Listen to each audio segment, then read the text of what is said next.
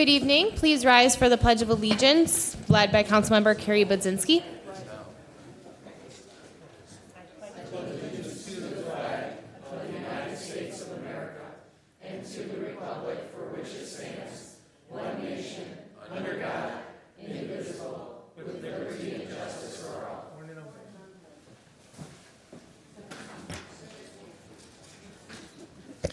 Good evening again, everyone, and welcome to the 2046 regular meeting of Livonia City Council. This is a voting meeting. Minutes of this meeting will be approved at the next regular meeting scheduled to be held on Monday, August 31st, 2026. Will Madam Clerk please take the roll? Councilmember Budzinski. Here. Councilmember Persicone. Here. Councilmember Tashnik. Here. Vice President Brockway. Here. Councilmember McCullough. Here. Councilmember McDonald. Here. President Reed. Here. We have 7 members present. I will now entertain a motion for the minutes from the regular meeting of the City Council held on July 27th, 2026. Do I have a motion? So moved. Support. Motion by Tashnik, support by Persicone. Any comments from council? Any comments from the audience? Madam Clerk, please take the vote. Councilmember Budzinski. Aye. Councilmember Persicone. Aye. Councilmember Tashnik. Aye. Vice President Brockway. Aye.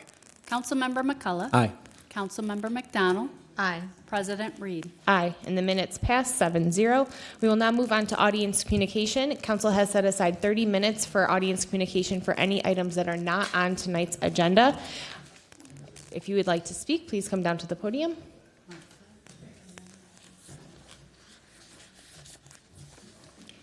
Good evening, ma'am. Name and address, please. You have 3 minutes. Good evening. My name is Beth Chiola, and I live on Doris Street here in Livonia. I want to thank Eileen McDonald for bringing the issue of the trash receptacle placement to the last City Council meeting and for approving it to go to the Law and Education Committee. I am the resident who originally reached out to City Council about this concern. I am asking the city to look at whether our current ordinances provide enough protection for homeowners when trash receptacles are placed in locations where they can become a nuisance or cause property damage. My neighbor moved into her grandfather's home in March of 2024. Over time, our neighborly friendship deteriorated, and by 2025, there was ongoing harassment on her part. I eventually had to contact the Livonia Police Department because of the repeated harassment. During the same period, she started placing her receptacles directly along our property line. The location is particularly concerning because it's only 40 inches from my house and windows. Her property actually provides several other areas of where she could place her receptacles safely. The problem became more than a matter of appearance or inconvenience. Over the winter and spring, one of her trash receptacles blew over onto my property and struck my air conditioner. On another occasion, it blew over very close to my property and close to my windows. I recently replaced all of the windows in my home, and I should not have to worry about a trash receptacle being blown into a window or damaging my property. I also should not have to worry about damage to my air conditioner because of the placement of these. I contacted the city ordinance department on several occasions seeking help. Unfortunately, I received conflicting information about whether the receptacles or other items could be placed or not placed there. I was also told that someone would only drive by and inspect the property from the road. I work from home. I offered for them to come to my home and to talk about this with me, but that had never happened. That experience is why I'm asking the City Council to consider whether the ordinance is too vague. I understand that residents need reasonable places to put their trash receptacles, but when a receptacle is placed directly along a property line in a location where it can be repeatedly blow onto a neighbor's property and potentially damage the home, there should be clear standards for where it can be placed. This is ultimately about preventing conflicts before they escalate. Clear rules would give residents and the ordinance department something objective to follow rather than leaving homeowners with conflicting interpretations. Please consider establishing clear requirements for the placement and securing of trash receptacles, particularly near property lines and neighboring homes. I appreciate your time and thank you for consideration. Thank you.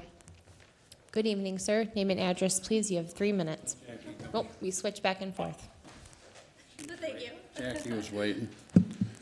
Good evening. I believe the passage of the August 4th millage was a missed opportunity to begin bending the trajectory toward genuine fiscal responsibility. Public safety already devours roughly 70% of our operating budget. Nearly 3/4 of every operating dollar goes to one sector. This is an economic black hole consuming an ever-growing share of our resources while producing liabilities that compound year after year. In 2021, the city reinstated defined benefit pensions for public safety hires. We were told this would solve our hiring problem. It didn't.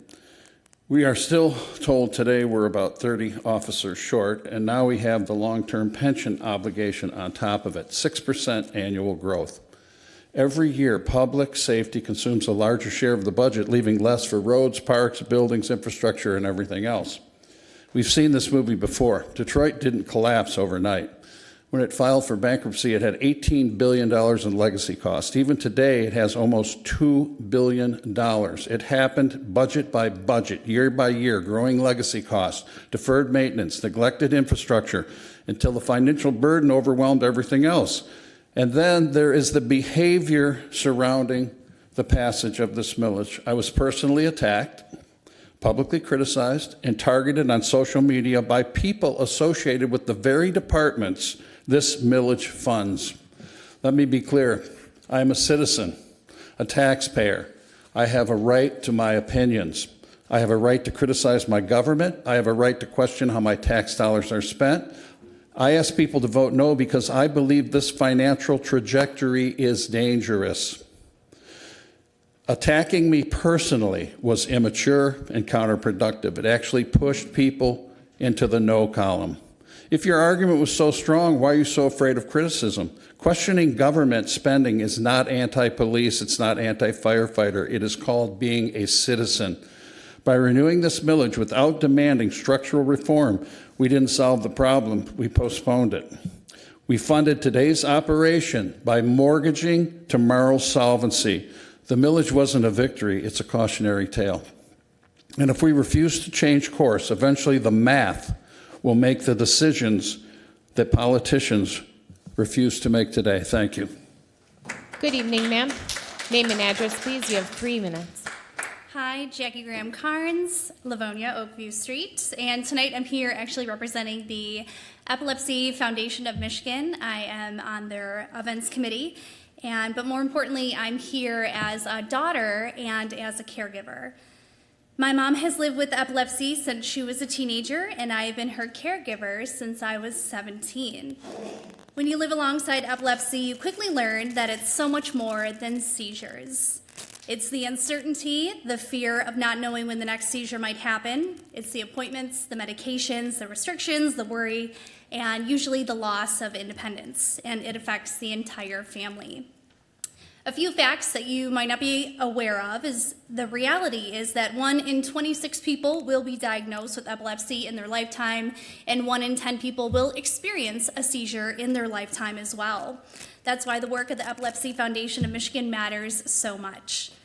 The foundation has been serving Michigan for more than 75 years, providing education, advocacy, resources, connection, and support to people with epilepsy and the families who love them. They also provide seizure recognition and first aid education. They advocate for people living with epilepsy and work to improve independence and quality of life. And that brings me to an evening I hope all of you will consider joining us for. On Friday, September 18th from 6:30 to 10:30 at the beautiful Townsend Hotel in Birmingham, we will celebrate the 18th annual Toasting Hope tasting event. It is a fun, formal event. We will have chef-curated bites, beverage tastings, live music from the Killer Flamingos, and our incredible MC will be Alicia Smith from WXYZ on Channel 7. There will also be a silent and live auction and even a lotto tree where someone could possibly walk away with hundreds of thousands of dollars, up to $1 million. But what makes this evening so special isn't just what happens inside of the Townsend, it's what happens because of it. Every ticket purchased, every auction bid, sponsorship, and donation helps provide hope and support to people and families navigating epilepsy. But for me, when I walk into that room, I don't just see an event, I see my mom. And I think about all the families across Michigan who are walking that same road today. So tonight, I'm asking for you to do more than just hearing about Toasting Hope. I'm asking you to come be a part of it. Get dressed up, bring your friends, bring your spouse, enjoy an incredible evening, bid on something amazing, and you may even win that lotto tree. But most importantly, raise a glass of hope, because epilepsy may change someone's life, but together we can help make sure it doesn't define their future. Thank you. Thank you. Good evening. Good evening, ma'am. Name and address, please. You have 3 minutes. Good evening. Debbie McDermott, Livonia, Michigan. I just wanted to mention something that happened last week. I don't remember what evening it was. I'm sure I could figure it out. But checked to get a glass of water. There was hardly any water coming out of the tap. So I thought, maybe there's a lot of people watering their lawn. So then I went and looked on Facebook to check the appropriate sites. There wasn't any information there except for a post that said, is anybody having a lack of water in such and such area? And sure enough, same place where I am. So from there, proceeded to use the bathroom. There's no water. What water, well, I shouldn't say none, there's some. But what water there is brown. So we checked the tap again in the kitchen. It was brown and it smelled. Okay, probably a water main break. Called the patrol desk, very nice. And they said, oh yes, that's already been reported. DPW will head out to take care of that. So I said, okay, is there a boil water alert? No, not that we know of. Okay, go to bed, get up, kind of speed through the process here, and check the water again in the morning. It's still brown. And it's not only brown, it has stuff floating in it. Okay, so wait a little longer, check all the sites again. Nope, nothing there. Start calling DPW after 9. Give them a chance to get in, get settled. Couldn't get through for a while, but eventually got through. And it was not the lady, and I'm sorry I don't have names, so it was not the lady that normally answers the phone, who's very nice and polite and helpful and kind and all those good things. I don't know if it was someone who was just asked to answer phones that day or what, but yeah, we know about it. They're out there. Okay, well, we have brown water, and it smells, and we have stuff floating in the water. The response was, oh, I wouldn't worry about it. That's just dirt and sediment. I'm not sure that any of you would really like a nice ice-cold glass of water with dirt and sediment. I know I don't. I don't want to wash my clothes in it, and I don't want to be washing dishes in it, okay? All I want is some information. That's all.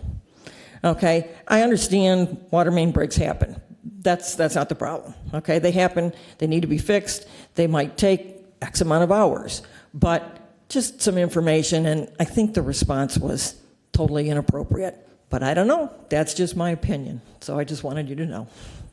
Thank you.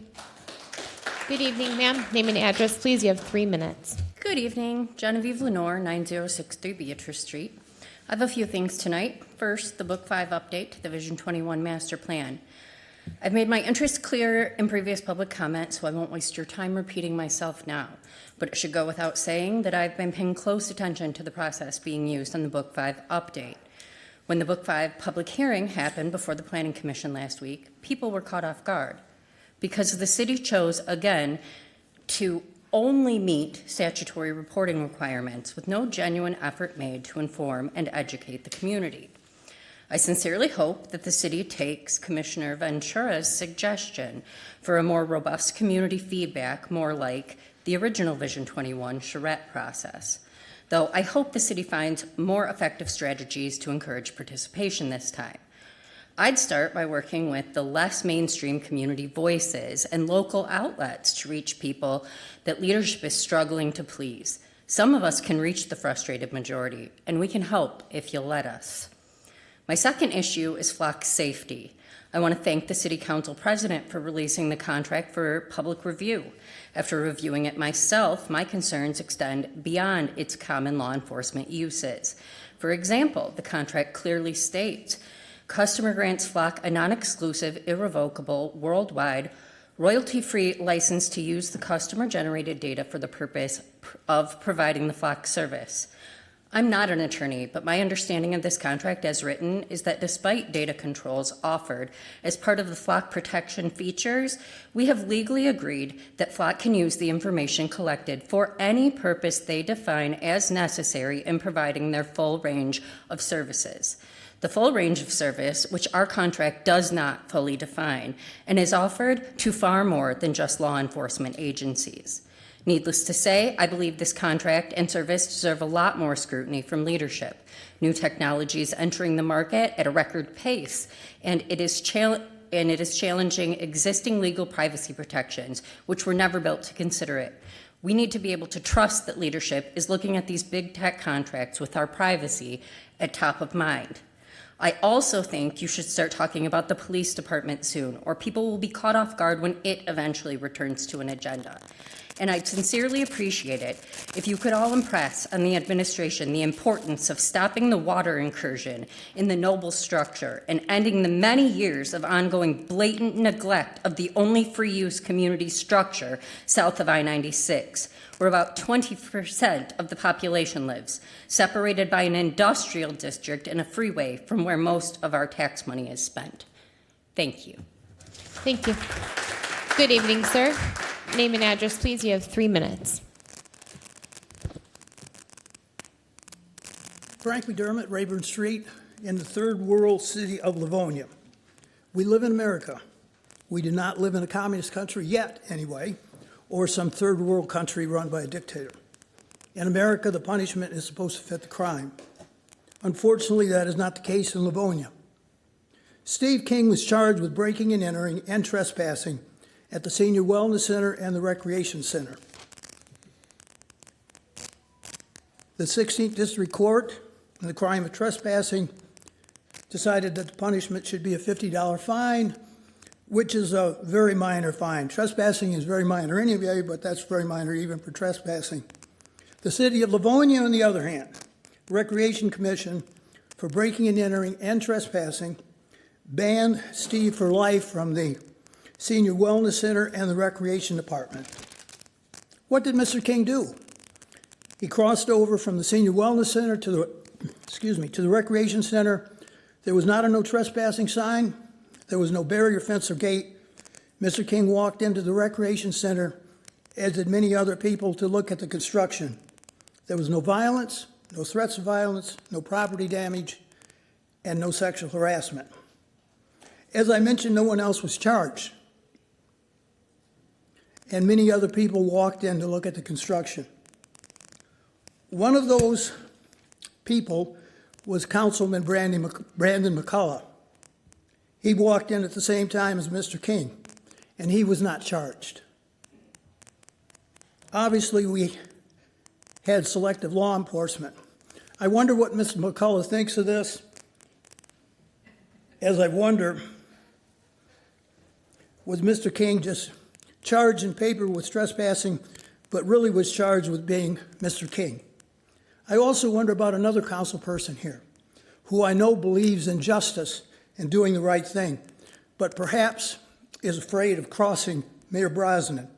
I would like to remind her and others that the fourth vote on the council is perhaps more powerful than the mayor. So, I ask you, as I've asked you 2 times before, as a council, to do the right thing. Rescind the ban for Mr. King for the Senior Wellness Center and the Recreation Center. Do the right thing. Thank you. Thank you. Good evening, sir. Name and address, please. You have 3 minutes. Jim Biga, Livonia, Michigan.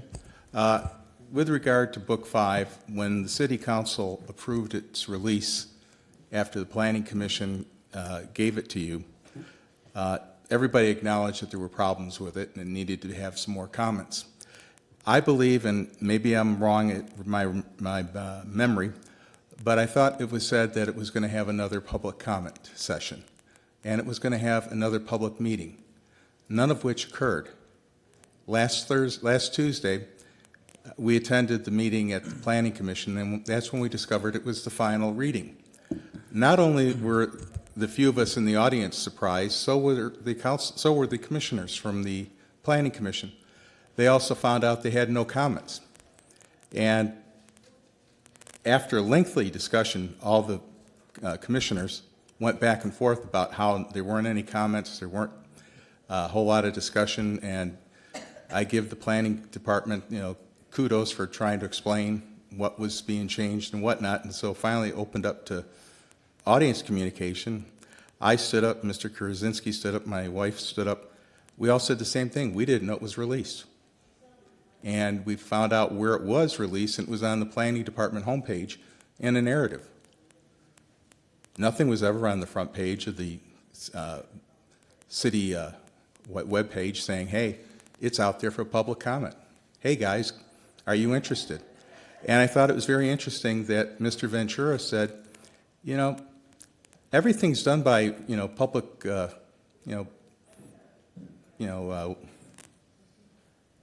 things like Facebook and everything like that. How come the city didn't put anything out on Facebook about this? Why didn't they let people know it was out there? And he questioned things like that. Now, I don't know how old Mr. Ventura is, but I know he's older than I am, and for him to make comments like that, he's kind of saying, I think that ball was dropped about letting people know. And everybody I've talked to, and since then I have published Book 5, a link on Facebook so people can go to it and see it. I've had a number of people contact me and ask questions about why things aren't in there and why it's just a litany of statistics and demographics and items like that, and why it isn't talking about solving problems or providing solutions or providing ways to make improvements. And I have no good answer for them, and I say, write it down and we'll figure out where to submit it. And I know the Planning Commission rejected it and said put it back out for comment, but Lord help me, I don't know where it is, but when you read that paragraph this week, it says 42 days, and I don't know when 42 days started, but I hope it didn't start already. Thank you. Thank you. Any other Good evening, sir. Name and address, please. You have 3 minutes. Greg Ronco, Golf Ridge Villa. At one of the last city council meetings, we asked someone on the council to find out who in the city demanded that the legal department respond and defend the claim of appeal filed by the residents against the improper actions, in fact, illegal actions, of the Zoning Board of Appeals. Specifically, the ZBA did not provide proper public notice to the residents with the Sheets site. Further, the ZBA's decision was not supported by competent material and substantial evidence required to essentially overturn the City Council's overwhelming vote of 5-2 to deny the rezoning of that corner. This body told Sheets not here in a very emphatic way. So we've been asking, why is the city siding with Sheets and not the residents? Why are they defending the appeal when the facts and legal grounds are with the residents? Finally, at a recent city council meeting, we're getting somewhere.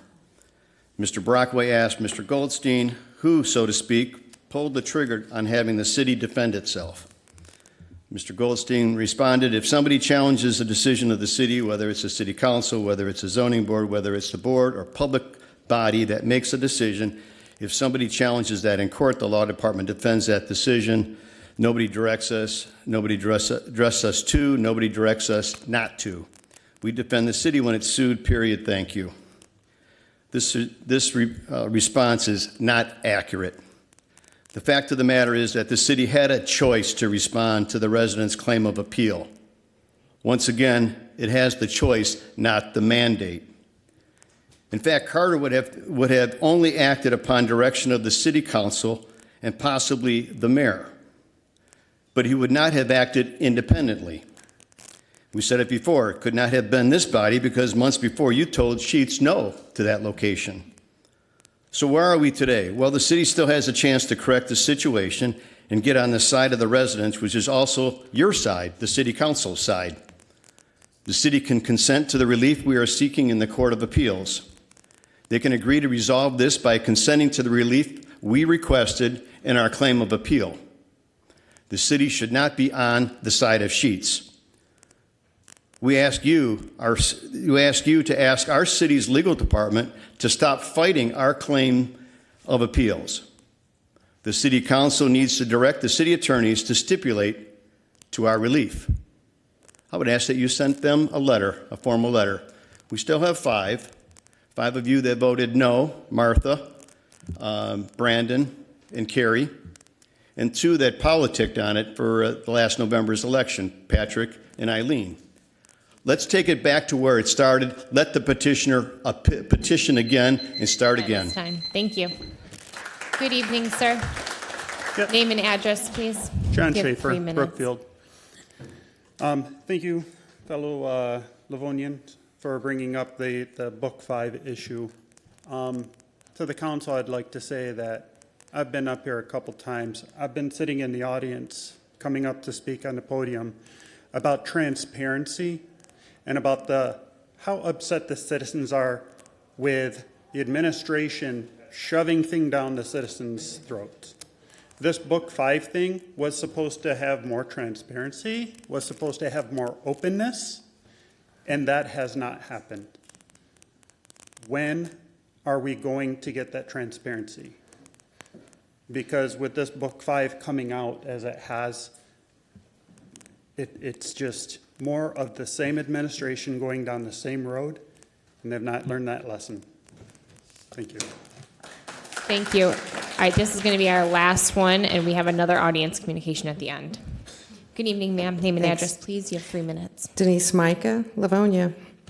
The Book 5 meeting was very upsetting, and it's continued with the publications of, at the law paper and everything. It's 42 days now. Nothing's been done. And what I'm seeing is the legislative branch and the executive branch is blurred. And so I think the people on council have to figure out, are you really, on what branch are you working? Okay? Because you represent us. And if the clock is still ticking, notifications, Book 5, water, that could be a click to notify people. People say, oh, this is the community outreach on Facebook. It could be a little blurb right on the website for the city. Nothing was there. I mean, there's other things that have gone on in the city. When I talked about the masks, when we had the fire problem with Canada fires, that could have been on the city. These are not hard issues to put on the website. Nothing. And we continue not to get anything. And that's why everybody is so frustrated. And Jim could put it up on our Facebook thing and Book 5, and people are like, holy cow, that happened? And we're not getting, how come that's not done? And where's the Planning Commission? They said that? Who did they send it to? Is that with the executive branch? And we're going to be ignored again? So decide which branch you work for, okay? Because that's a big difference, and that's why we have these things set up. And just think about that tonight, because the lines are very blurred now. And when we want to call the city council office, we don't get anybody there, okay? It's routed someplace else. So how are things being handled with the transparency to the city council? The system is broken. It's up to the 7 of you to decide you're going to fix it. Appreciate your support. Thank you. Thank you. All right, we will move on to council announcements. There is new data for items 12 and 13. And then I'm going to read out this public hearing announcement. We are going to have a public hearing on Monday, August 31st, 2026 at 6 p.m. here in the auditorium. And the 2 items on the agenda are item number 1, appeal of the denial of the Planning Commission regarding petition 06-02-15 submitted by Sasa Headspa requesting waiver use approval under Section 3.10 and Section 6.37 of the Livonia zoning ordinance as amended to operate a massage establishment at 33600 7 Mile Road located on the north side of 7 Mile Road between Farmington Road and Norwich Street in the southeast quarter section of 4.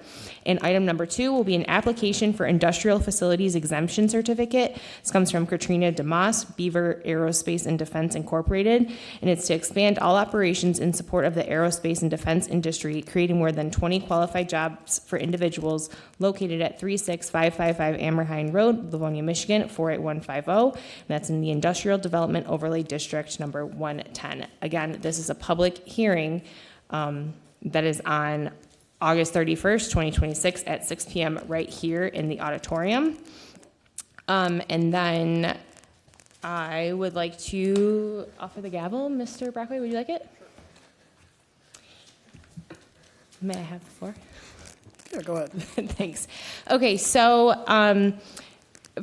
I would like to offer a resolution to law, and I hope I have the support of my colleagues, and it is to amend 2 ordinances. The first one is ordinance 2.04.05. It has to do with the council office administrator. And the second one is ordinance 2.04.080, which has to do with the city clerk duties. Do I have any, do you want me to do them separate? Okay, so the first one states that the council office administrator is in charge of the city council agendas for the regular and study, and I would like to switch that to this back to the city clerk, how it was for 58 years. Support. Okay, thank you. So you Okay, can so here, discuss it. so I said both of them because one says the council office administrator does the city council agendas, and the other one says the city clerk does not do them. And I want them switched back. This happened back in September, and after 8 months of being the primary person for doing the agendas with our council office administrator, I think it needs to be back in the clerk's office for 2 main reasons. This needs to be a completely neutral party that is creating our agendas. And then second, we only have a council office administrator in our office. They don't have any backup. So there were quite a few times that new data came in late and they either had taken the day off or left early that day, and we didn't get the data until midday Monday for that evening's meeting. And for me, that wasn't enough time to digest the new data. So I just think this would be, I think it's better that way. I gave it 8 months. It does not work. So. Okay, so we got a motion by President Reed, supported by Councilmember Tashnik. Council, do I have any comments? Mr. McCullough. Thank you. I will not be supporting this. We had a lot of, and in fact, currently at the present moment, we are out of ordinance the way that the council office is being managed. Right now, we have basically staff from the mayor's office that is doing correspondence for the legislative branch. That works if it's a weak mayor system, but this is a strong mayor system, which means we have branches of government. And so at the present, without getting into any specific about any employment status, that council office has indeed been dark for some time. And there was a lot that went behind that because at the same sense, the clerk's department, the reason we did that change is because we had numerous, and I mean numerous problems with things and paperwork not being filed on time. So we streamlined it, and it was unanimous at that time. Obviously, that was under my leadership as council president, and it did streamline a lot of mistakes. I mean, if anybody wants to, you could feel free to FOIA any of these emails, and you can see the correspondence for yourself. That being said, this makes no sense. We are the legislative branch, and we should be our own form of government from top to bottom and not have. At one point, we did have the city clerk managing our office administrator. To me, that's not right. This is the legislative branch, just as the clerk manages elections. We don't get involved with that. We don't get involved with the Treasury. We do not get involved, unfortunately, in certain day-to-day operations, which has been painfully clear for everybody, one of you guys that have been coming to the meetings, okay? So for that reason, this makes zero sense, and I will not be supporting. Thank you. Thank you, Mr. McCullough. Do I have any other council comments? Yes, I would like to respond to that. President Reed. So over the past 8 months, there were numerous times that external petitioners, people that were wanting to open a business in Livonia, were completely ignored by the council office administrator, so they did not get it on an agenda, and I don't think that's right when there's one person doing it. And when it's in the clerk's office, there's multiple people on the email doing it, so there's a lot of backup, and to be honest, there was a lot of nefarious things happening in the council office. So it needs to go to a neutral party. It needs to be someone who is also elected, that takes an oath to protect our city as well. And I do want to say thank you to the staff that have helped me the past 2 months, because I did have to let someone go in our office, and they really stepped up, and it has been so nice the past 2 months because they have done the job seamlessly. It's been great. So yeah, that's where I'm at with this first one, and then the second one will be the same flip. Thank you, President Reed. Let's go to Ms. McDonald and then Brandon. All right. Thank you, Vice President Brockway. I guess maybe I would like to see the procedures, the policy and procedures for the administrative office. It was under my understanding that any applications or whatever hit the clerk's office first and then came to the council office. I'm not sure if that's true or not, so that's why I would like to see the policies and the procedures and actually the job description for our administrator, because I think it's very important for us to do it. With that being said, I can't support tonight just because I don't have enough information to figure out anything on that. So, Okay. All right, thank you. Let's go to the other side here. Ms. Pazinski. Yeah, so just for clarification, you're asking law to then bring something back to council for further review? Correct. Because understanding, that some of us on council who've been here, we spent a lot of time on this subject and the reclassification and shuffle over, I really feel it was 2 years that we ended up talking about this a lot. So to then switch back, I think initially when we made this change, part of the conversation was the long-term viability and not a back and forth, and consistency, streamlining of processes, like that was an entire conversation in different committee meetings. So before we vote on any specific ordinance changes, I think we need a little more time to sit with it and gather some information. If it's just asking law for recommendation, then, obviously that's fine. But final action, I think a little more time or discussion would be helpful. Thank you, Ms. Pazinski. Do I have anybody else on this side? Ms. Tashnik. Thank you, Vice President. Yeah, I guess I would be looking for clarification as well. And I did support for sake of discussion because I feel like this is a valid discussion for us to have. I know that previously, some of the streamlining that happened in the last couple of years was because I believe that the council administrator was kind of under the clerk's office purview a little bit, even though they weren't necessarily reporting to the clerk. And I know that there was some streamlining that went on. You're not talking, I guess I want to make sure I'm understanding. You're asking for just the agenda in this? Correct, just the regular and study agendas. Okay, and I guess it would be beneficial then probably for everyone as we get this potential recommendation to know the exact agenda setting procedure and knowing, because I'm guessing that a lot of people don't realize that you have final say and approve it. The president does. Right. And so it's not like the clerk's setting the agenda. They would, in essence, be doing clerical work on this. Is that what you're requesting? Correct. And sorry, you're at the chair right now, through you to myself. And I also want people to look at it this way. So the council office administrator reports directly to the president. Say I didn't like someone and I just didn't want them on the agenda. Who are they going to say no to me? I'm their boss. Whereas if the clerk's office is doing it and I say, well, I don't like that person, I don't want their item on the agenda, they can push back and be like, well, why?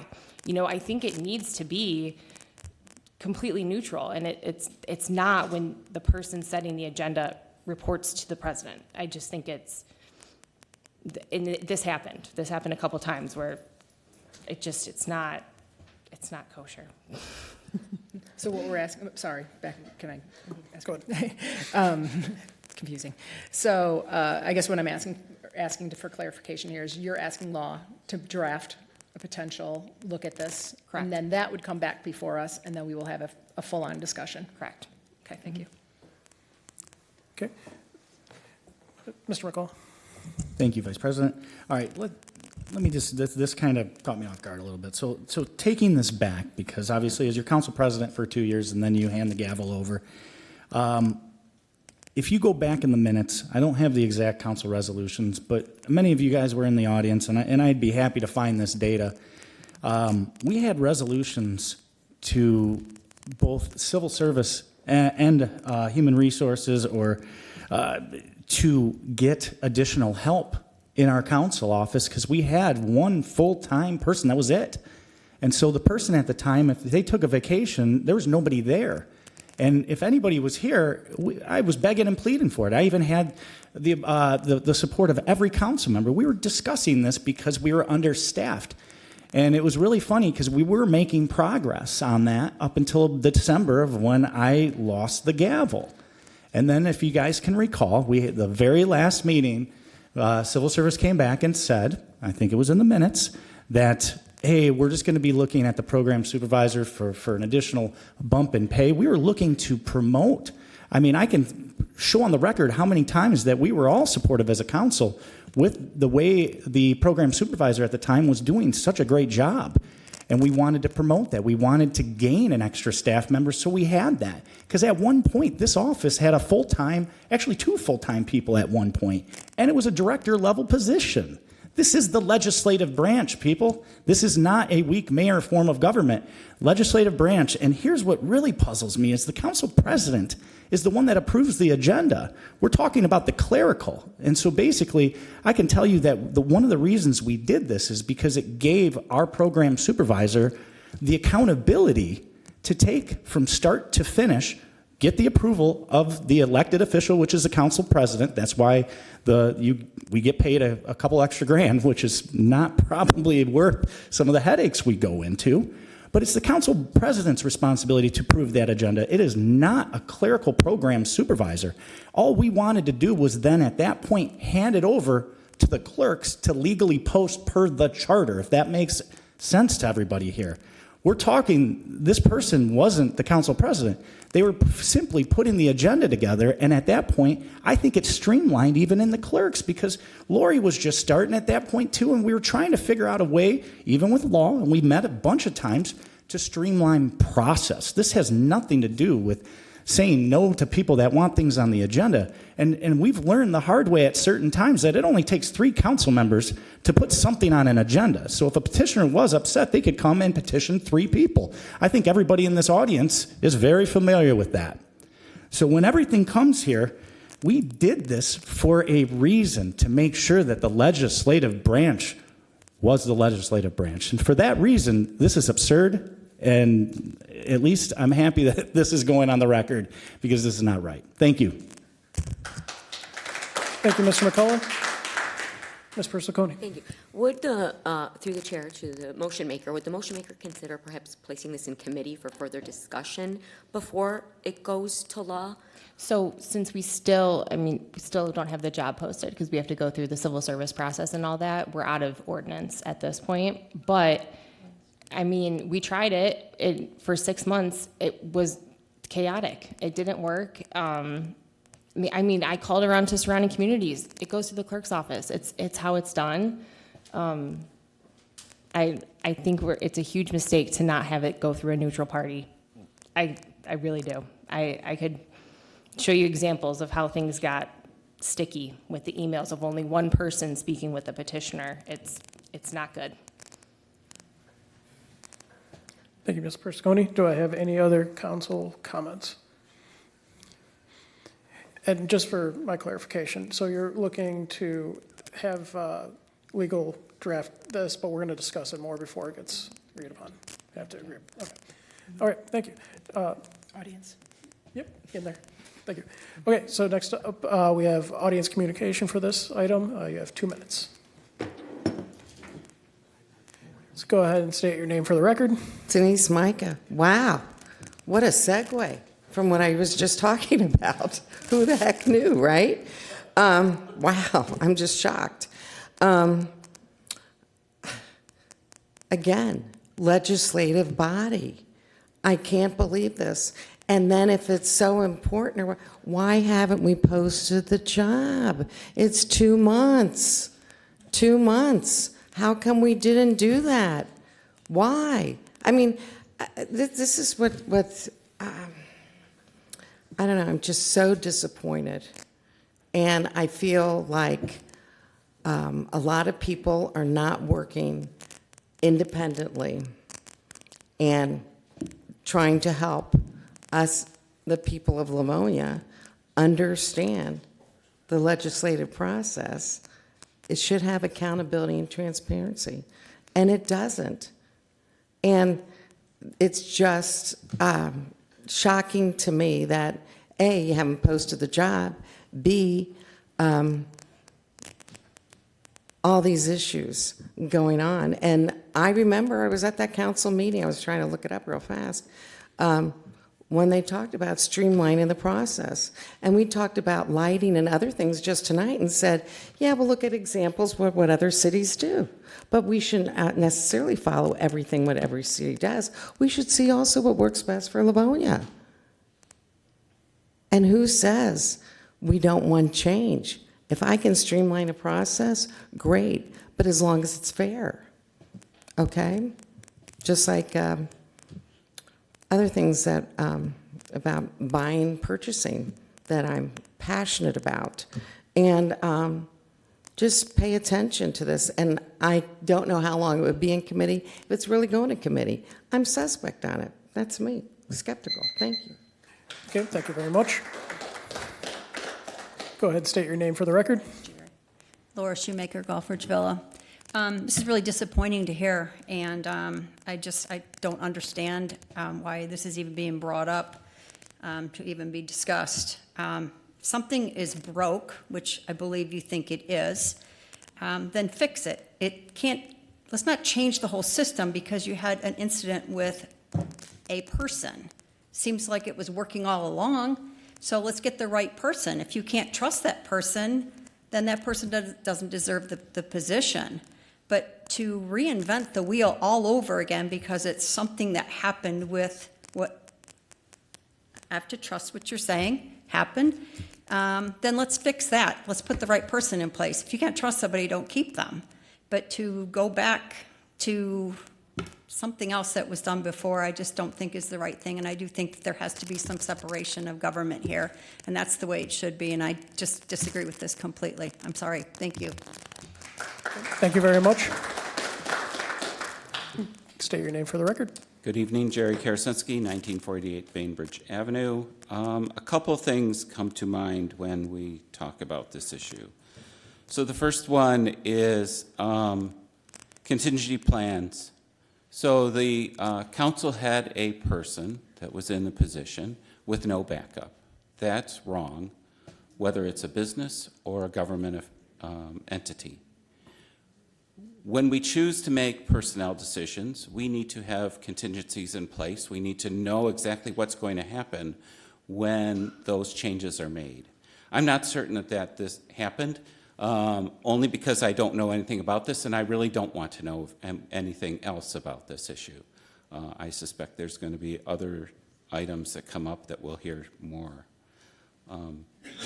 And then we do have this issue in our government system with separation of powers. And whenever we choose to violate those swim lanes, for example, we put ourselves in jeopardy. We start mixing our government, we start causing potential problems for ourselves. And I would like people to consider that when they consider moving forward with this change. The change was made for a good reason. Obviously, something happened that led someone to question that and make other changes. Now we have repercussions from that. And we need to get back to how do we minimize those repercussions and move our city forward and maintain the reputation and the, drawing a blank on the word here, but maintain this city council as something that our residents can rely on. Thank you. Thank you very much. Laura Jonica on Munger Street. I do know that not everybody on this council agreed with the decision made concerning that person. And I'm very concerned of the tone today of how we're talking about that person. To use words like it wasn't kosher, to say things were nefarious. You're impugning her. She's being impugned right in public. And nobody here has any facts. I have a little bit of things that I've heard. But I think it's disgraceful how we're talking about this situation in public. So I hope we can turn this around. Thank you. Thank you very much. Go ahead, state your name for the record. Steve Kane, Coventry Gardens. It's my understanding this is a civil service position, and the person who held it in the past was a civil service worker, and they have legal protections, and they can't be removed from their jobs without just cause. When an employee does an exemplary job, at least according to the majority of the people she's working for, and then she's removed, that's when I have problems. Thank you. Thank you very much. Greg Ralco, Golfridge Villa. Not to beat a dead horse, but separation of powers are a very critical element of our government, even the local government. That's number one. I think the second thing, too, is it sounds like you have a personnel problem. And when you have a personnel problem, it's the manager of that person that should be held accountable. I would ask in the past if this job, this function was handled sufficiently, because you'd want to talk to the people prior to, but then you're also chipping away at these islands that need to be distinct, because then once you start chipping away, then nothing's sacred, and the next people that hold these positions after you are going to be left with the residual effect of these issues. So I think what it sounded like to me, and maybe you should consult the HR department, if you have a personnel issue, a people management issue, those things need to be corrected before you dismantle the whole thing. And dismantling happens in stages. You know, you just chip away a little bit, and then all of a sudden we have an oligarchy, one branch of government in this city. Nobody wants that. Thank you. Okay, thank you very much. Any further comments? Council, any further comments? Ms. Budzinski, and then Ms. Tashnik. I was just going to clarify again that this vote is for a law to provide us with a recommendation. For respect to my colleague in making the request and having more information than I do at this time, and to not slow up the process, I'll vote in support of getting a report from law, but I will not. I need more information, to be perfectly honest, about what this situation is. We didn't enter the change originally lightly, and I won't lightly reverse course on that. I am aware that we're out of compliance with our current ordinance, and I do think that that's problematic. I do think we do need a larger discussion on kind of how the council office functions, with contingencies in place for when changes happen. Most of us here are new, and I think in most cases this isn't something that happens regularly in terms of changes in the office. As it was noted previously, there were actually 3 people in the office, one having been in that position as a director for, I think, decades. So, you know, we're in a more recent era of new terrain.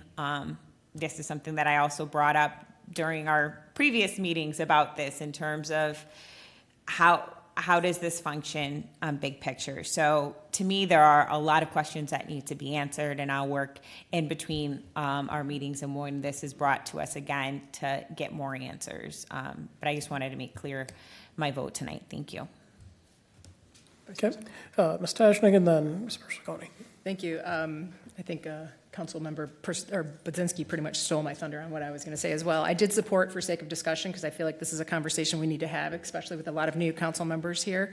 I do think we need some more information from both the law department and probably civil service before I can make a true decision on this. But I will also support, just so we can have that discussion, that further discussion, and give us time also, since this is kind of a new motion to us, and this is kind of the first time we're hearing of it as well. So that's why I will also support it moving forward, just so that we can get that information. Thank you. Thank you very much. Ms. Persicone. Thank you. And I wanted to add too, I don't feel like I was not a part of the previous council where this was discussed at length a couple years ago, and I was not privy to the discussions as to why the change occurred. And specifically, this sounds like it's one specific part of a lot of other changes that were made a couple years ago. I need to learn more information about that as well. That's why I asked about going to committee on this, because I don't feel like I have enough information at this point.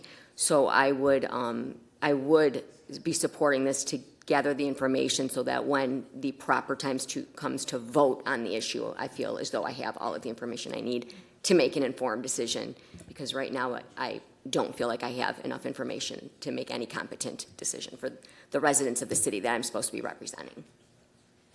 Okay. Ms. McDonough. So, just for clarification, this is a vote to take this to the law department to review and draft? Is that correct? A change. Okay, why isn't this going to committee? Because we're currently out of ordinance right now, because we're waiting on civil service to post a job. So I want to get it moving. And I don't want to rush it, but I've done both ways for the past 8 months. Part of it was with council office doing it, and part of it was with the clerk's office. And it's working better with the clerk's office, specifically with external petitioners. Okay, thank you. Mr. Brockway? Yeah, go ahead. Would there be any situation where we could move this to like a committee of the whole and do it very rapidly? Would you be amenable to that, I guess? Yeah. So you'd have to remove your motion and remake it. Okay, so we have a. Well, it's not a motion. No? You have a motion on the Okay. floor already. I'm just asking, would the maker of the motion be amenable to changing her motion? Yep, I can. Okay, yeah, I can rescind it if support rescinds it as well. Rescind your support, and we can put it in committee of the whole. I would support a move to committee of the whole. Okay. Okay, so we've got a motion to move this topic to a committee of whole supported by Tashnik. Okay. And frankly, I think it's important to go to committee of the whole since all 7 members are on that committee. That's why I supported that. Okay. Any further comments? Okay. Madam Clerk? Oh, got one more? Do we have to go, since it's a new motion, do we have to, I'm going to leave it to the parliamentarian. Technically, we could go to the audience because we changed the motion, yes. Okay, We fair enough. need to- Okay. Do we got any public comments on the change of the motion to move this to committee of the whole? Going once, twice? Nope. Okay. Now the clerk. All right. Madam Clerk, please take the vote. Councilmember Budzinski. Aye. Councilmember Persicone. Aye. Councilmember Tashnik. Aye. President Reed. Aye. Councilmember McCullough. No. Councilmember McDonald. Aye. Vice President Brockway. Aye. Okay. And the motion passes 6-1. So this would be the same. I guess it could just all be up. We can just do that all in one topic. Yeah. Not have to split up the two ordinances. And then, sorry, there's one more. So there's also an ordinance that says all new data needs to be submitted by 3 p.m. the business day before the meeting, before the council meeting. And I don't know about my colleagues, but I do not find that to be enough time to review before our meetings, especially when we have a Wednesday meeting and we don't have the weekend buffer. So I'm proposing we move that back even by a few hours to noon, or maybe 10 a.m. the business day before. I just want to adequately review everything. And I don't know if you guys feel better about that going to a committee or. You need to make a motion. Sorry, I'm going to make a motion to either put this in committee of the whole or refer to law, just to give us more time to review stuff, new data. Which one would you like? We'll go from there. Let's just put it with the other stuff in committee of the whole. I'll support that. Okay, so we got a motion by President Reed to put this into committee of whole, second, or motion by, or support by Councilmember Tashnik. Do I have any council comments? Any public comments? Going once, twice? Nope. Madam Clerk, please take the vote. Councilmember Budzinski. Aye. Councilmember Persicone. Aye. Councilmember Tashnik. Aye. President Reed. Aye. Councilmember McCullough. Aye. Councilmember McDonald. Aye. Vice President Brockway. Aye. And the motion passes 7-0. Do you want to keep the gavel? Now you can have it back. Okay, I think that was all of my stuff. Any other council comments? Ms. Budzinski? Yes. I would like to put the subject of flock cameras into the Public Safety Committee. Support. Motion by Budzinski, support by Tashnik.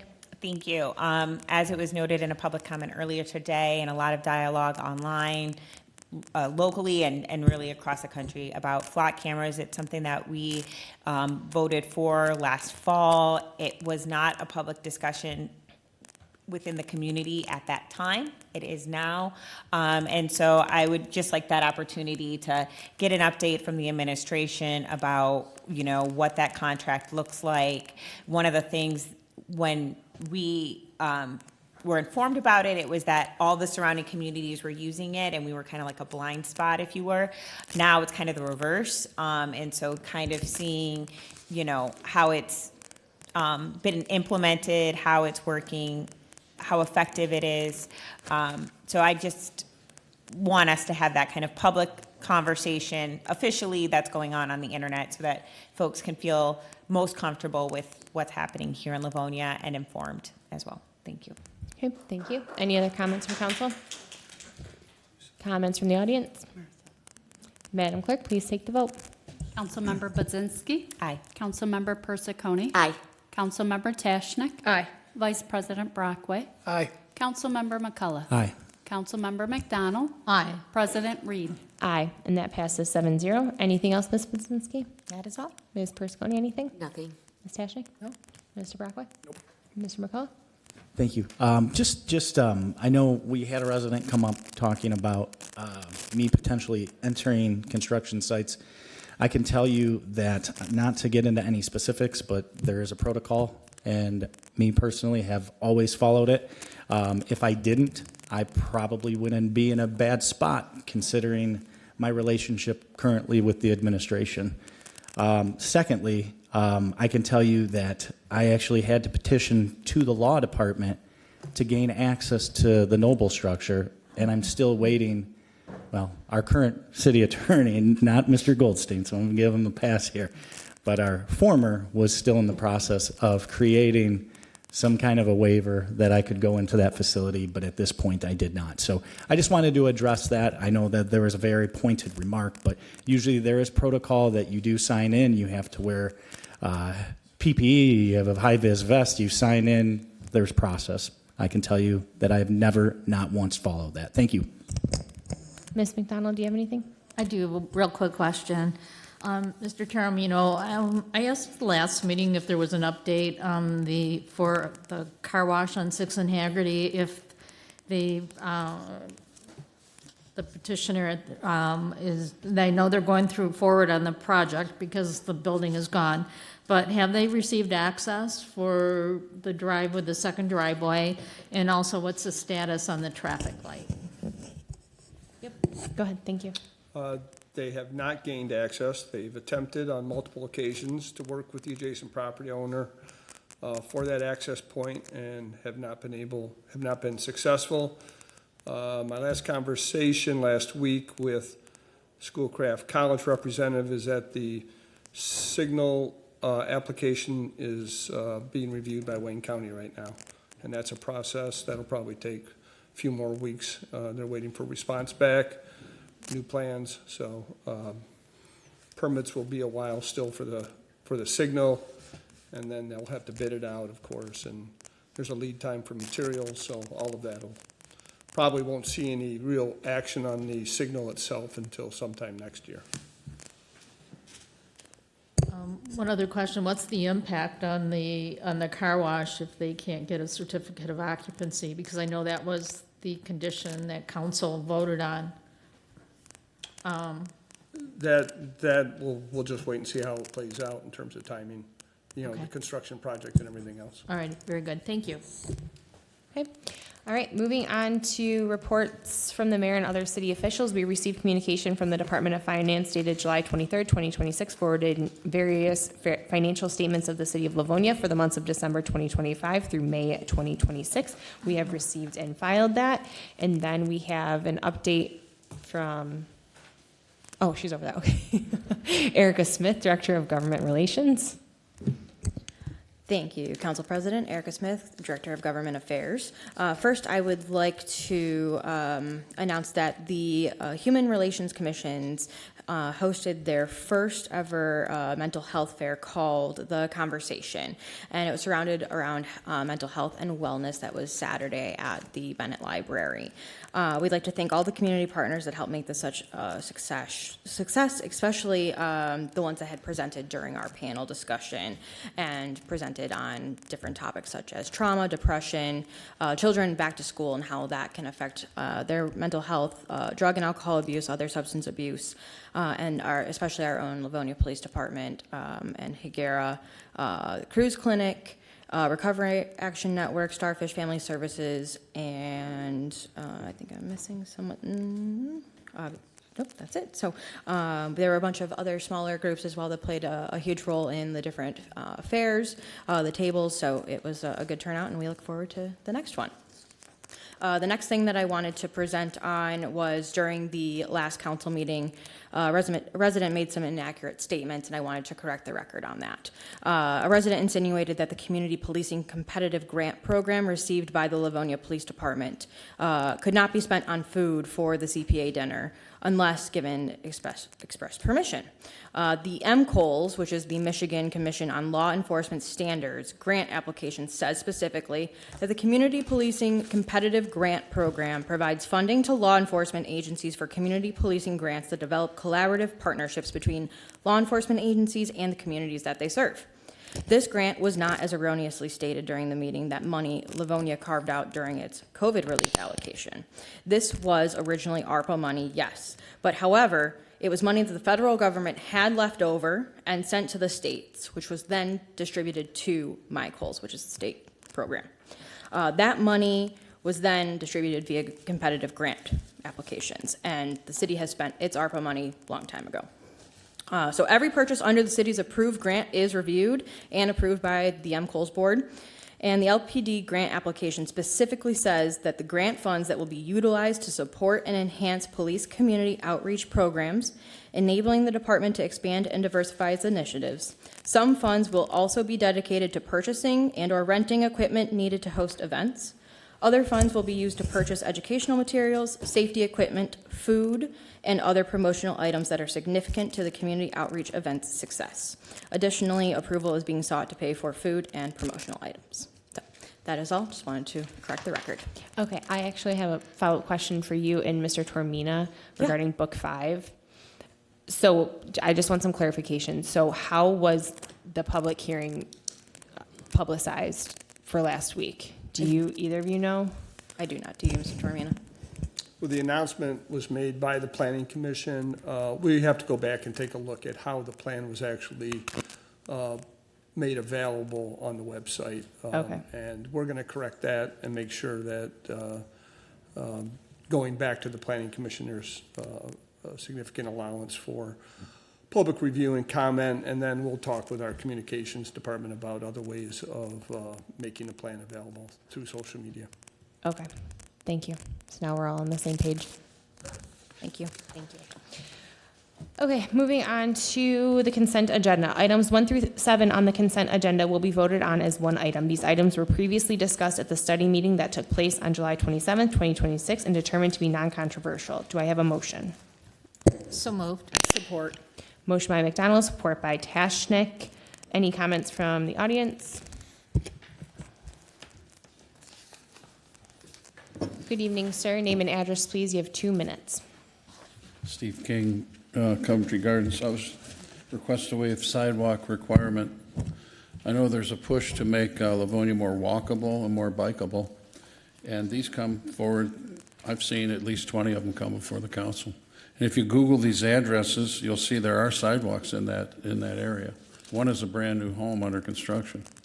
So I just think moving forward, we have to decide, are we going to be a bikeable, walkable community? If we are, let's put sidewalks everywhere. And if the one homeowner in the new house puts them in, let's carry them on throughout the rest of the neighborhood. Thank you. Okay, thank you. Any other comments from the audience? Madam Clerk, please take the vote. Councilmember Budzinski. Aye. Councilmember Persicone. Aye. Councilmember Tashnik. Aye. Vice President Brockway. Aye. Councilmember McCullough. Aye. Councilmember McDonald. Aye. President Reed. Aye, and the consent agenda passes 7-0. Moving on to unfinished business, meeting of the committees. So item number 8 was the committee of the whole meeting that took place on July 20th, 2026, and it was the subject matter of conducting council meetings via Zoom to allow council meetings and other meetings under the Open Meetings Act to be conducted in person with a conjunction with a virtual option. This is Council Resolution 47-26. So we had a good turnout for this meeting. It was on July 20th, as I said. We had all 7 council members there. City Attorney Eric Goldstein spoke for most of it. We had some input from Kristen Houchins, Director of Communications, and then some from members of our AV team. And a lot of info was given to us, but the recommendation was that if we were going to offer Zoom meeting or virtual meetings, not necessarily Zoom, but probably Zoom, it was to follow the Ann Arbor model. And the Ann Arbor model is they allow audience communication for their regular and study meetings, and you have to sign up day of the meeting, and then they are sent a link with a password to prevent anyone getting in the meeting that isn't supposed to be in there. So for the most part, I think we all like that model. There is a price tag to this to get a TriCaster, which allows the Zooming while the live broadcast is happening. It's about $40,000 for that equipment. And if it cannot be purchased right away, I did request that in our finance and budget, or just our budget meeting, as one of my top priorities. So if I have some input from my fellow council members on this. Ms. Persicone? Thank you, Chair.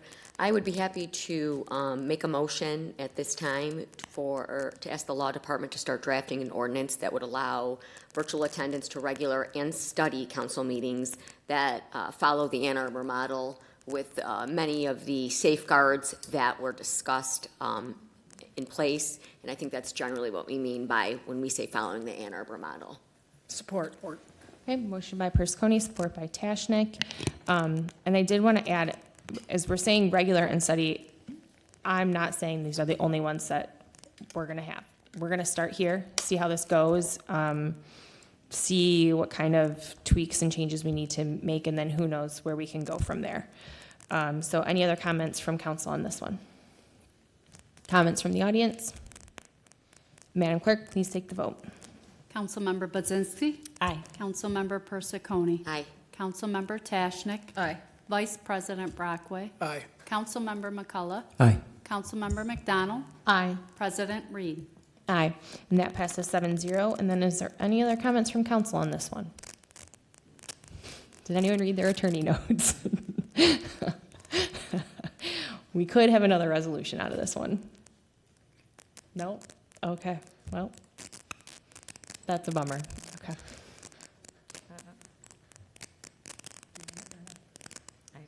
It's right after the one you just read. I can't open up mine. Would you like to take the gavel? Okay, may I have the floor? Go for it. I would like to offer a motion for council to approve or authorize the purchase of a TriCaster via leveraged purchase through the government co-ops not to exceed $40,000. Support. Got support by McDonough. Motion by President Reed. Do I got any And council that- comments? This is what we need to do this. Any comments from council? Mr. Brockway? Councilmember Teschnick. I apologize, President Reed, I didn't understand you. I thought you were asking for more Oh, no. direction on the actual virtual itself, not the equipment, and I actually already had that ready to go with the finance and budget, so I apologize for sorry. my misunderstanding. Okay. Any further comments from council? Comments from the audience? Madam Clerk, please take the vote. Councilmember Budzinski. Aye. Councilmember Persicconi. Aye. Councilmember Tashnik. Aye. President Reed. Aye. Councilmember McCullough. Aye. Councilmember McDonald. Aye. Vice President Brockway. Aye. And that passes 7-0. Can I have the gavel back, please? Yeah. Thank you. Okay, moving on to item number 9, Finance and Budget Committee meeting of August 10th, 2026. The subject matter of advanced budget reviews fiscal year 2026-2027 pre-budget meeting council resolution 161-12. Ms. Stashnik? Thank you. We had our Finance and Budget Committee meeting on Monday, August 11th. The committee members present were myself as the chair, Mrs. Persicconi as vice chair, Mrs. Budzinski as the member. All other members of council were there as well, in addition to the mayor, our city attorney, Mr. Goldstein, our finance director, Mr. Greer, our budget manager, Mrs. Schick, Dave Varga, our chief of staff, and Lori Miller, our city clerk. Plenty of residents were also there. The meeting started at 7. I explained the budgeting process and the purpose of a pre-budget meeting. Also talked about the timeline and the process. This meeting was designed to be a collaborative roundtable session so that administration could understand our priorities going into the formal budget season. This has been established to give us an early voice before the formal budget proposals actually presented to us. And so that's what this was, more of a roundtable, maybe a little less formal kind of a meeting for us. We talked a lot about our revenue, and it's all attached in the packet. I won't sit here and read through all the numbers for you guys, but we talked about our revenue, we talked about our expenditures. The one thing to note is that our fiscal year 2027 projected revenue will be about $76.1 million, about $2 million more than the previous fiscal year. When we look at expenditures, 75% of our expenditures are personnel and salaries and benefits. Our current staffing, we have about 300 full-time and part-time positions across all departments. So those are some big things there. Salary and benefits, those are some of our cost drivers for sure. We did talk a lot about capital spending and infrastructure. I know we'll get into that later tonight. We probably need about $100 million in needed infrastructure repairs. And so how we're going to handle that is a big question for all of us. We did get to the council member priorities and requests. As just noted, President Reed asked for the TriCaster equipment, a deer call, and some firehouse breakdowns. Councilmember Budzinski also supported all those and wanted to compare city compensation. Councilmember Persicconi wanted to look at building maintenance schedules, also the firehouses. I asked about ordinance and building department. Do they need additional allocations so that we can get some more inspections done? I asked about the sustainability financially of the courthouse. Do we need to look at our fee structures? We talked about the 418 fund and a bunch of other little things as well. Councilmember Brockway asked about election worker compensation, and also then Councilmember McDonald also asked about the 418 availability and some, what is actually going to be available for us. It was a really good discussion. I closed the meeting with the acknowledgement, obviously, that not all of our requests were going to be able to be fulfilled. And also, we know that some of the things that we put out there are not necessarily part of the finance department or the budget process, but might still be our priorities. The meeting adjourned at 7:36, and this remains in committee as a standing item. We will have obviously more discussion at the September 21st, 2026 Finance and Budget Committee meeting, which will be held at City Hall at 7 p.m. Thank you. Thank you. Staying in committee? It's a standing item in committee, yeah, we Okay. don't need to make a motion or anything. All right, great. Moving on to unfinished business, external requests. Item number 10, this is a block party request from Karen Shatter to be held Saturday, September 12th, 2026, from noon to 10 p.m. on Sussex Street between Sherwood and Fitzgerald Streets with a rain date of Sunday, September 13th, 2026. Good evening, ma'am. Name and address, please. Karen Shatter, 15642 Sussex. Thank you for coming out. Can you tell us a little bit about your event? Well, this is our 28th year doing this. We have dinner, music, crafts, games, regular block party stuff. So I didn't get to the study meeting because I never got email or a paper copy of the agenda. Even for this, I had to call. And if I hadn't called this morning, I would have not known to be here. I did get a phishing email attached to my email, and I have a copy of it here. The people at the clerks, this might go along with your agenda problem, if whoever wants this. So it seems just getting my name on a city council agenda opens me up to all kinds of scam emails. This happened last year too, so it's not a new thing. Yep. Just saying. Yeah, just for everyone to know, once our agendas are public, people are getting attempted to be scammed. People say you have to pay to come to the meeting, so just be aware of that. Council, any direction? Ms. Persconi? Motion to approve. Support. Motion by Persconi, support by Budzinski. Any comments from council? Comments from the audience? Madam Clerk, please take the vote. Councilmember Budzinski. Aye. Councilmember Persiconi. Aye. Councilmember Tashnik. Aye. Vice President Brockway. Aye. Councilmember McCullough. Aye. Councilmember McDonald. Aye. President Reed. Aye. Item number 10 passes 7-0. I hope you have a great party. Thank you. Do I have to come for next? The Nope, August you're 31st? good. Okay, Yep, thank you. you're all set. And I open it up for all of you to come by. Sussex is a great block party. Thank you. Thank you. All right, item number 11, moving on to Department of Civil Service, request to establish a new classification for the position of Capital Planning and Budget Manager.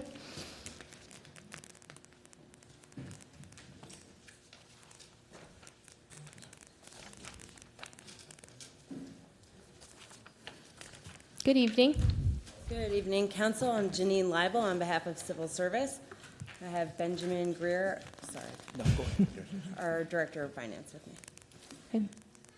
Council, we're here to request that you approve a new classification of Capital Planning and Budget Manager.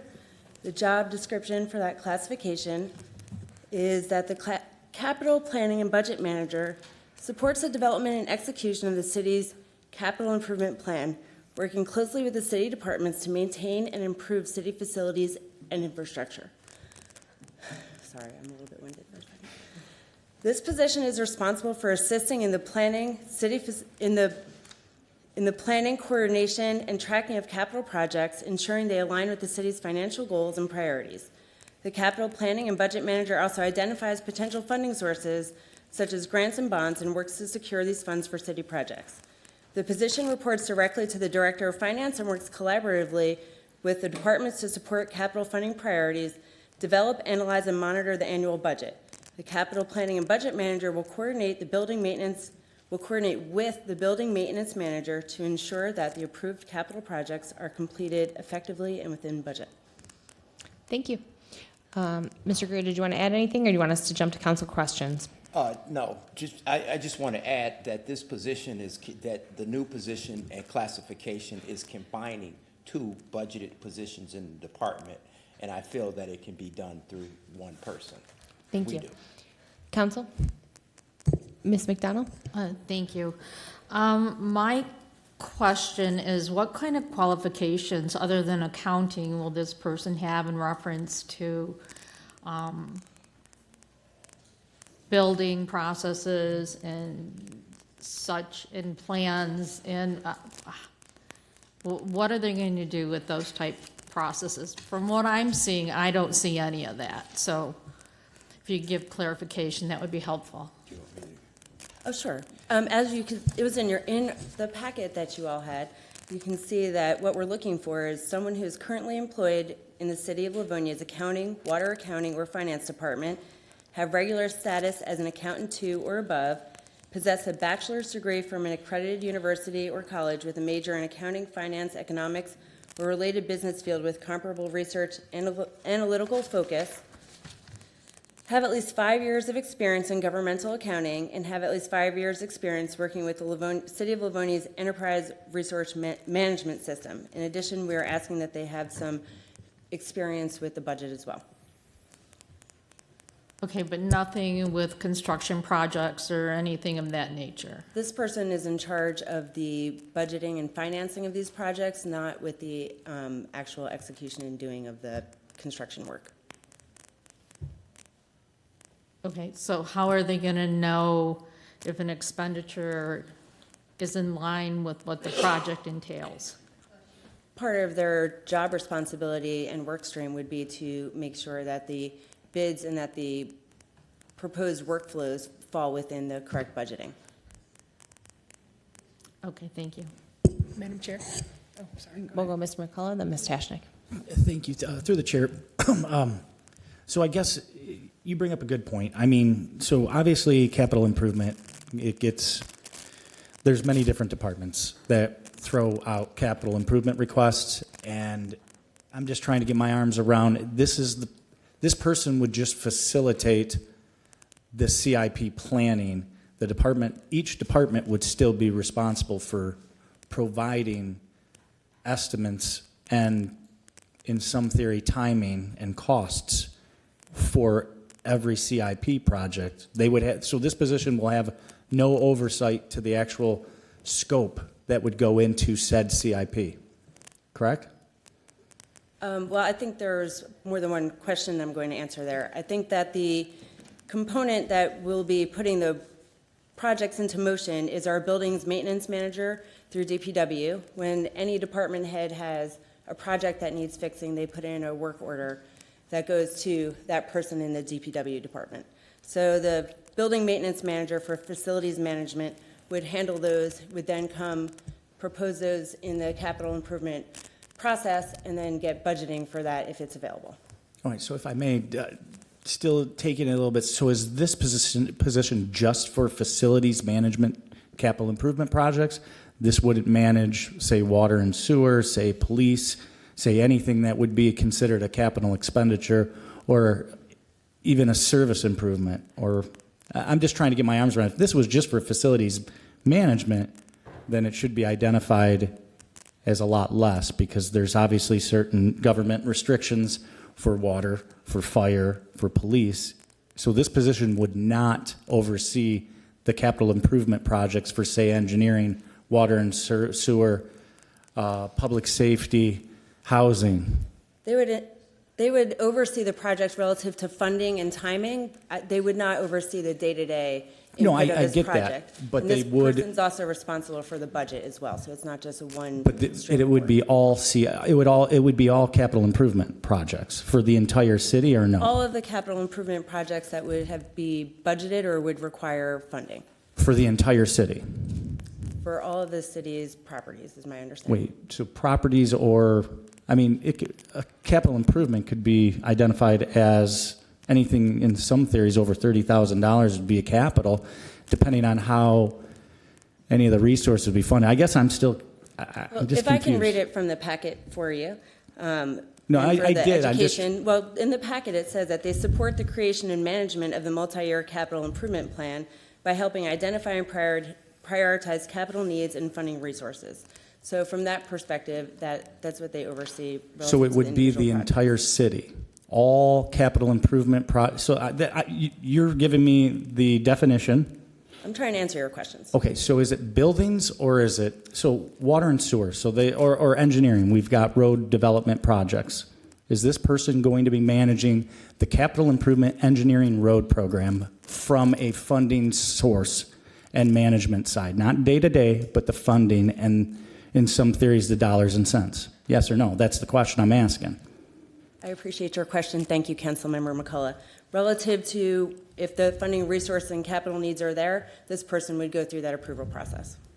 Okay, I have no other questions. Okay. Anyone else? Ms. Perscott? Oh, sorry, I said Ms. Tashnik was next. Oh, sorry. thank you.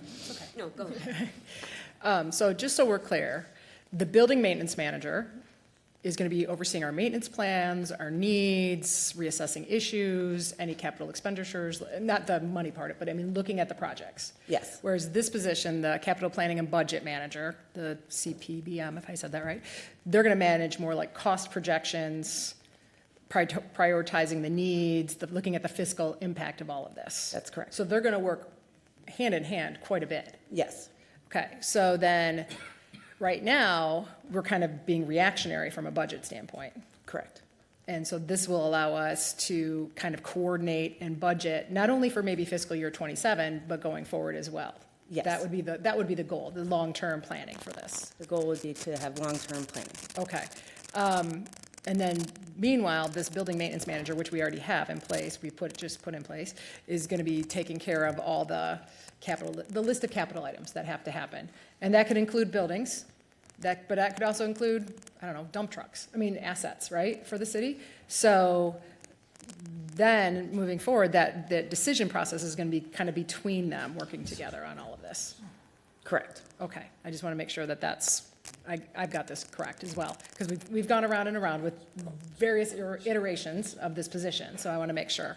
Now, my goal, in the meantime, would be to get an updated and comprehensive list of all city buildings and their maintenance needs and schedules, and I know that's, not Director Leibel's responsibility, but, and I've heard that a plan is being compiled as we speak, so that would be nice that we would eventually be able to see that timeline with dollar amounts or projected, so we can be looking at this year's budget, or fiscal year 27's budget, and going forward. So that would just be my take on that. Thank you, Madam Chair. Thank you. Ms. Persconi? Thank you, Madam Chair. Just one clarification. I think Director Greer, you said that you're combining two positions, and then effectively the one will not be backfilled. So we will be saving effectively, roughly, that entire salary that has been eliminated. That is correct. Okay, thank you. All done? That's it. Mr. Zinsky, any question? Moment. Okay. Madam Chair. Mr. Brockway? Okay, so going into, through the chair, so this position, the capital planning and budget manager is going to replace two positions, one being the capital, sorry, let me get my notes here. Basically, you're filling out two spots. One spot is currently filled by someone, correct? Is it the If I may, the. fiscal service manager? Correct, budget and fiscal services manager. Okay, so that position is going to be integrated into this new position. Correct. What happens to that employee if they're no longer, if they're not selected for that position? No, what I'm trying to get at is you have someone that's in the position. You're saying that you're going to be taking two positions, making it into one. There's someone that's in that position. If they're not there, either they're no longer going to be with the city or they're going to be another position. So really, you're just doing a one-for-one change. The person that is currently the budget and fiscal services manager is expected to step into this position, as it would be taking her current position and adding on the capital budget portion of it, capital planning, excuse me. Okay, thank you. Ms. McDonald, then Mr. McCullough. Is that person going to be able to do both positions or both jobs? I mean, it seems like a lot. I mean, you have a lot of buildings and just seems. Yes, you should. Okay. There were two positions budgeted when we had larger projects that were anticipated. When that did not go through, I looked at the requirements and determined that one person can do both jobs.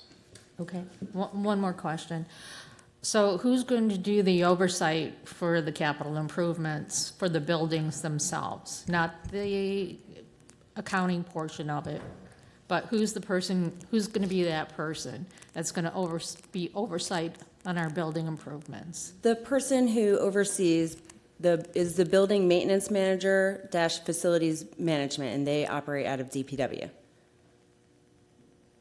And there's currently someone in that position. Okay, thank you. Mr. McCullough? Thank you. So I just want to clarify, because I'm still getting conflicting, and from the packet that I have been reviewing, I'm still open to answers. Common CIP categories. roads, sidewalk, bridges, pathways, water mains, sewer systems, stormwater infrastructure, public buildings, which would include this, parks, playgrounds, athletic fields, recreation facilities, vehicle and equipment replacements, fire trucks, police vehicle, heavy equipment, technology infrastructure, network upgrades, public safety communication systems, which is our dispatch center, HVAC, boilers, chillers, roofs, land acquisition and major site improvements, transit and or utility projects. So my question is, does this position that is being asked for, will they fiscally be responsible for all those categories? Not just buildings, but if not, then this would just be a facilities management finance manager. That's what I'm asking. I'm just asking, that is a CIP. I think in a simplified version, this is a facilities management accounting manager, someone who makes sure that the finances, that the funding is correct, is available, Which is fine, correctly applied. but a CIP, so they're not going to be managing Mr. Hoppola's water projects. No, they'd be managing the financial part of it. No, he's asking. Yes. No. He understands that, but Yes. he's asking, so say Chief Jennison's like, I want 10 fire trucks over the next 20 years. Yes, thank you. This person's going to say, okay, this is how we'll plan for that? Yes. Okay. But it's conflicting because I don't think that's the Mr. case. Hoppola, can you step in? You Yeah. seem like you've been wanting to jump up. Yeah, this I whole think time. I can help here because, again, we've been in lockstep, the three departments, right? Civil service, finance, and DPW. Again, we've had a lot of moving parts, right? We've hired a building maintenance manager position that's been vacant for 2 years, and we had some inadequacies even before that time. We had someone serving as a building maintenance supervisor and a building maintenance manager. So they were handling the day-to-day operations and trying to handle the capital projects while still reporting to the upper echelon of the DPW, right? So what we're talking about here is the people that we have as subject matter experts are still developing the CIPs. So our engineering department is still developing those CIPs for the road, the sidewalk. I'm still developing CIPs for the water and sewer. Building maintenance manager, while yes, they are responsible for all of our buildings and the long-term CIPs, will still be reporting to myself and Doug Moore for that presentation to then this new role under finance, who is helping us with the long-term projections. How is it sustainable? If you look at our CIPs, they just identify what needs to be corrected, what needs to be reconstructed. They just identify all of those gaps and what those financial estimates are and basically a lifespan. But what this role is going to do is bridge that gap and identify how do we fund that? Because we've clearly identified that we have infrastructure that needs money. But we look at just what our general fund or our major and local roads funds or our water and sewer fund can support as they are. And we just go year to year trying to put out those fires. So this person will help us with the long-term financial planning. But as far as the actual CIPs, I mean, all of our department heads, our subject matter experts most of us already have those in every sector. Thank you. Just wanted to clarify. What you just said, thank you. That is exactly perfect. May I also thank him, because I'm sorry I did not understand your question, and No, that was it's the answer fine. I wish I could. Listen, I just didn't know if it was micro or macro, and I seen him hopping in the background, literally going, hey. Yeah. Mr. Brockway? So in the study meeting, I proposed approving denial and committee at whole, but I'd like to thank both directors for providing answers to the myriad of questions that you were sent your way. So I'd like to say thank you, and I would like to offer an approving. Support. Okay, motion by Brockway, support by Persicone. Any other comments from council? Any comments from the audience? Madam Clerk, please take the vote. Councilmember Budzinski. Aye. Councilmember Persicone. Aye. Councilmember Tashnik. Aye. Vice President Brockway. Aye. Councilmember McCullough. Aye. Councilmember McDonald. Aye. President Reed. Aye. Item number 11 passes 7-0. Thank you all. Thank you. Moving on to Planning Commission. Item number 12, this is a waiver petition 2026-06-02-16 submitted by J.B. Donaldson Company requesting waiver use approval to operate a licensed adult foster care facility, adult medium group home, capacity 7 to 12 at 38525 8 Mile Road, located on the south side of 8 Mile Road between Meadowview Street and Hickory Street in the northwest quarter of Section 6. Good evening. Good evening. Good evening. Name and address, please. My name is Joe Hammond. I'm a general contractor, and I'm here tonight with the owner, Mr. Aline Brasdow. My address is 2428 South Gregory in Fowlerville, Michigan. Good evening. My name is Aline Brasdow. My address is 11373 Willowwood Lane in Plymouth. Thank you. Do you or Mr. Tormina want to add anything to this before council has any follow-up questions? I'll just add that there is new data provided. Some revised plans were submitted, I believe. There was a description of those changes of the plan, so I'll answer any questions you may have. Thank you. Council? Council, any questions? Ms. Persicone? No, I didn't have questions. You can go ahead. I appreciate all the information that was provided. However, I do have some significant concerns that I just don't think were being answered. You know, thank you. I'd like to offer a motion to deny at this time. Support. Motion by Persicone, support by McCullough. Thank you. I do appreciate all of the information that was provided and the additional information. I do have significant concerns regarding this major change to that structure. You know, with the adult foster care system in general, the state does regulate it, but the state sets minimum standards. And everything that has been presented thus far has only been the minimum. And I have concerns, many of the concerns that were raised by the residents at the Planning Commission meeting with respect to, you know, laundry facilities, dining facilities, garbage issues, numerous very valid concerns. The location on 8 Mile, being so close to that, traffic increases, a mirage. So for those reasons, I can't support this particular request. Thank you. Council, any other comments? Sure. Ms. Tashnik? Thank you. I'm also leaning towards denial as well. My concern was actually with the staffing. When I asked about would they be certified or CNAs, I was told, no, they don't have to be, but don't worry, we'll watch a couple videos. We'll make sure that they follow us around for a shift or two. That just gave me some pause. And I feel like our seniors or our residents in foster deserve better than that. So like Mrs. Persicone said, being just at the minimum, while that may be you're meeting the minimum standards, I just would have liked to hear that you're willing to go a little bit above minimum. Thank you. Thank you. Anyone down here have any comments? Okay. Ms. Budzinski? So I appreciate the need for this facility, and I do think that there is a workable, you know, way to do it. However, you know, given the sentiment of council, and also one of the concerns that Councilwoman Persicone brought up was like the trash, and it was talked about how you guys would just be bringing the trash cans down. It sounds very simple and like logical, but you guys are going to have 12 beds. And so, you know, I just feel like that can accumulate a lot of trash. And then if you have 7 individual garbage cans out on the road / on the side, like something as, you know, what the trash process is, it seems like, oh, we can figure that out, and I'd love for you to do that. But right now, it's not being addressed in a way that, like, I feel comfortable enough to support. So I would just say you kind of can see where council is on this, that, you know, for me personally, it's not a no, because I don't think that this has a value or has a potential. I just think that there are some things that could be perfected to make it a better addition to our community. Thank you.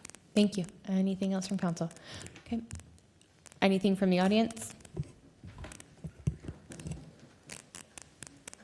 Good evening. Name and address, please. You have 2 minutes. Jim Bigga, Livonia, Michigan. With regard to the room sizes, I'm still concerned that there's not adequate room sizes for, you know, closets, night tables, extra chairs. A 25 square foot bathroom. I'm over 50. I'm going to be hitting things and walking around and bouncing.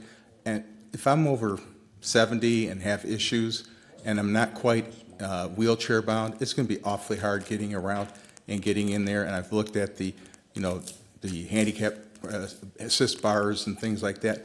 I don't think there's enough room in there. And I've heard 3 times now that there's a ramp. I've looked at those plans in detail tonight. I saw steps. I have not seen a ramp anywhere in the plans. So how are people who are wheelchair bound or with walkers going to get into this facility? I've not seen a ramp. I've not seen an easy way to get in. I've only seen 2 sets of stairs. I might be missing it, and I apologize if I am, but the room sizes are still just too small for 12-bed facility. Also, I'm concerned with, you look at the dining room and you see the chairs in there. There's no space in there for they're showing 2 rooms with wheelchair access. There's no space in there for 2 wheelchairs, and if everybody's going to eat at the same time, and where's the meals coming in? Then they show 2 bathrooms are public bathrooms, but they're not attached to the rooms. So is that where the public who comes to visit, their family members are all going to be using the bathrooms to 2 of the rooms called public bathrooms now? And where do people, men shave occasionally? Where are they going to put their toothbrush, their shaving equipment? There's a mirror on the wall. There's a small sink. There's no counter space for anything. Thank you. I don't think this facility is ready to go. Thank you. Good evening, sir. Name and address, please. You have 2 minutes. Jerry Karasinski, 19488 Bainbridge Avenue. My biggest concern is the refuse and garbage. So I noticed that the request for a dumpster was turned down for historic purposes. We have a raccoon in our neighborhood. It has figured out how to get into my neighbor's garbage. I do not think that any of the residents near that facility want to go through that same problem. So that is my biggest concern for this facility. Thank you. Thank you. Good evening, sir. Name and address, please. You have 2 minutes. Yep, John Schaefer, Brookfield Street. My comment is just more directed to, again, just city operation. This is a waiver petition. When you look through the agenda, there's plenty of waivers. I would ask, what was the original intention of that property? And this is requesting a waiver. A lot of times there's waiver this, waiver that, waiver this. We brought up the sidewalks earlier, and the sidewalks is, are we going to have sidewalks or not? Not do we waiver each and every one. I would like to see us stick more to what the original intentions of the properties are and really scrutinize when people request waivers rather than just letting them do what they wanted to, because that was not the original intention of that property. Thank you. Thank you. Good evening, ma'am. Name and address, please. You have 2 minutes. Hi, Denise Micah, Livonia. I appreciate the changes that the company made, but they're not enough.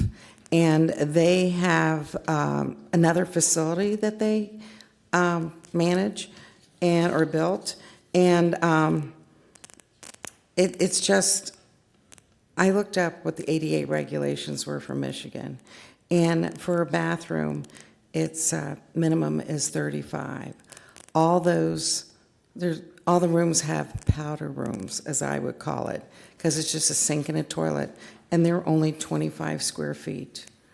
And if you're doing it for elderly people, you should design everything for handicap. I mean, you're redoing the inside of the building, do that. And the laundry, I mean, I almost feel like there's no closet. There's one closet in the floor plan on that floor, one closet. And I almost feel like it's like a prison for foster people, for the adults. You know, it's just sad that, and a few of the bedrooms don't even have bathrooms, where other people have bathrooms. And I know they charge a lot of money for these, and it's just the quality of life isn't going to be that good. And I'm worried about the garbage too, and about the raccoons. The people that were here in the Planning Commission meeting, they were saying, since those 3 homes were built right across the street from that, the groundhogs and raccoons, and it has like really stirred up a lot in their neighborhood, and they've had to have professionals come in to move these things out. So then 7 garbage cans sitting out, and you're going to put it out after 6, which is the ordinance, and then who knows how long it's going to take the trash people to come there. I mean, you know, some trash doesn't get picked up till 4 o'clock, and then I understand that because it's a big route, but geez, and then who's going to put the cans in, and who's going to keep that ordinance? I mean, it just doesn't seem like a good fit to me. Thank you. Thank you. Any other audience communication on this subject? Okay, petitioners, would you like to respond to anything or to council's comments? Sure. There's a lot of questions, but as far as qualification for staff, this facility is actually run by a nurse practitioner. So I think she has a lot of qualification to take care of someone. So right now, she does have a facility that she's owning and working on. The state of Michigan does not require a CNA or a nurse to be part of the staff. Any assisted living that's anywhere in Michigan, they are not CNAs. They're not certified. Just if you have a law for elderly, you want to work, you can work. A second, garbage seems like that's a big problem. We have no problem putting a garbage enclosure, but it's historical. I asked them, and she said, "It's like, I don't think we like that." But you can submit an application, and we'll see. As far as the square footage concerned, the state of Michigan requires 80 square feet per room. The bathrooms that you see on a plan in their rooms, those are just powder rooms. State of Michigan, for 12 residents, require 3 handicap showers, bathrooms, which we have on a plan. What was it? Oh, laundry. Laundry is on a basement. The facility has a basement, and upstairs as well. So probably you don't see it on the plan, but it's on the basement. We're just talking about it. The dining room, it's 12 residents. It's not like we are, you imagine a family with 12 kids. It's the same. And actually, the residents who will be living there, majority they are with Alzheimer's and dementia, which they're not going to be walking. Majority, unfortunately, they are bedbound. They'll be fat in their bed, or spoon fed. It's not all of them can sit at the table. The other concern that was, I don't know, there was a lot of questions, but if I'm missing anything, please bring that up. And again, we're not trying to open a 24/7 facility for fun. We care for elderly. And even if the garbage, they not allow us to put an enclosure, we can come up with a solution for that. We can have locks on the container and then open them in the morning.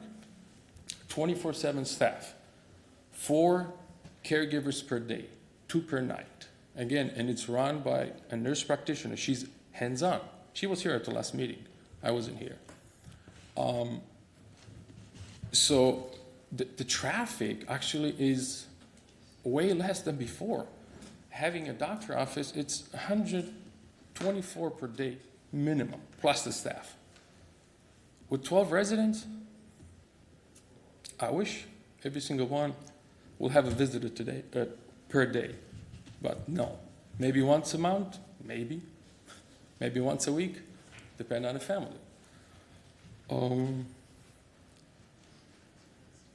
As far as, there's any other questions that I'm missing that I don't answer?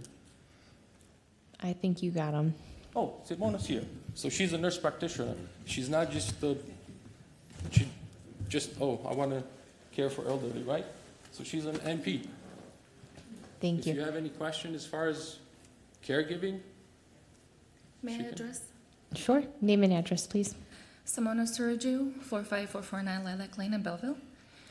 I know there are concerns being brought up, and rightfully so, I understand that.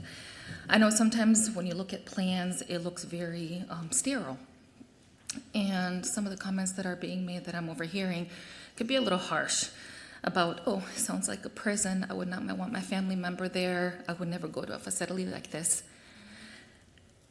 Being a nurse for 23 years, nurse practitioner since 2017 in the critical care in Trauma Bay, having my adult foster care home for the last 4.5 years. It is a residential home with 6 beds. The residents that I have right there right now, some have been with me for 4.5 years. My staff has been with me, except 2 that have moved out of town or gotten divorced the whole time. 2 of the rooms have bathrooms, the other 4 do not. The residents we take care of, including one that's currently passing, which is why I was late here, the families have donated not only to the place, but have planted trees in their honor on our property. I have roses that are peach that they've asked me to plant in their honor because us caring for them in our home, it's not about having a bathroom in their room because they don't use the bathroom. Even the 2 that have bathrooms right now, they use it for storage because they are wheelchair bound. They are not sitting in their beds or getting up either with a Hoyer lift or with assistance, and they're in their recliners, they're in the living room. They're doing activities. They're singing songs. We're doing puzzles with them.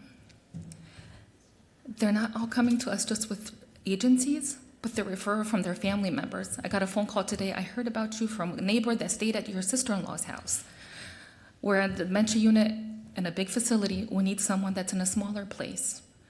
12, 16, up to 21, I think just the staffing pattern alone is so much better for the residents. I can tell you every single one of my residents' medications by heart. I can tell you their favorite color and their favorite meals.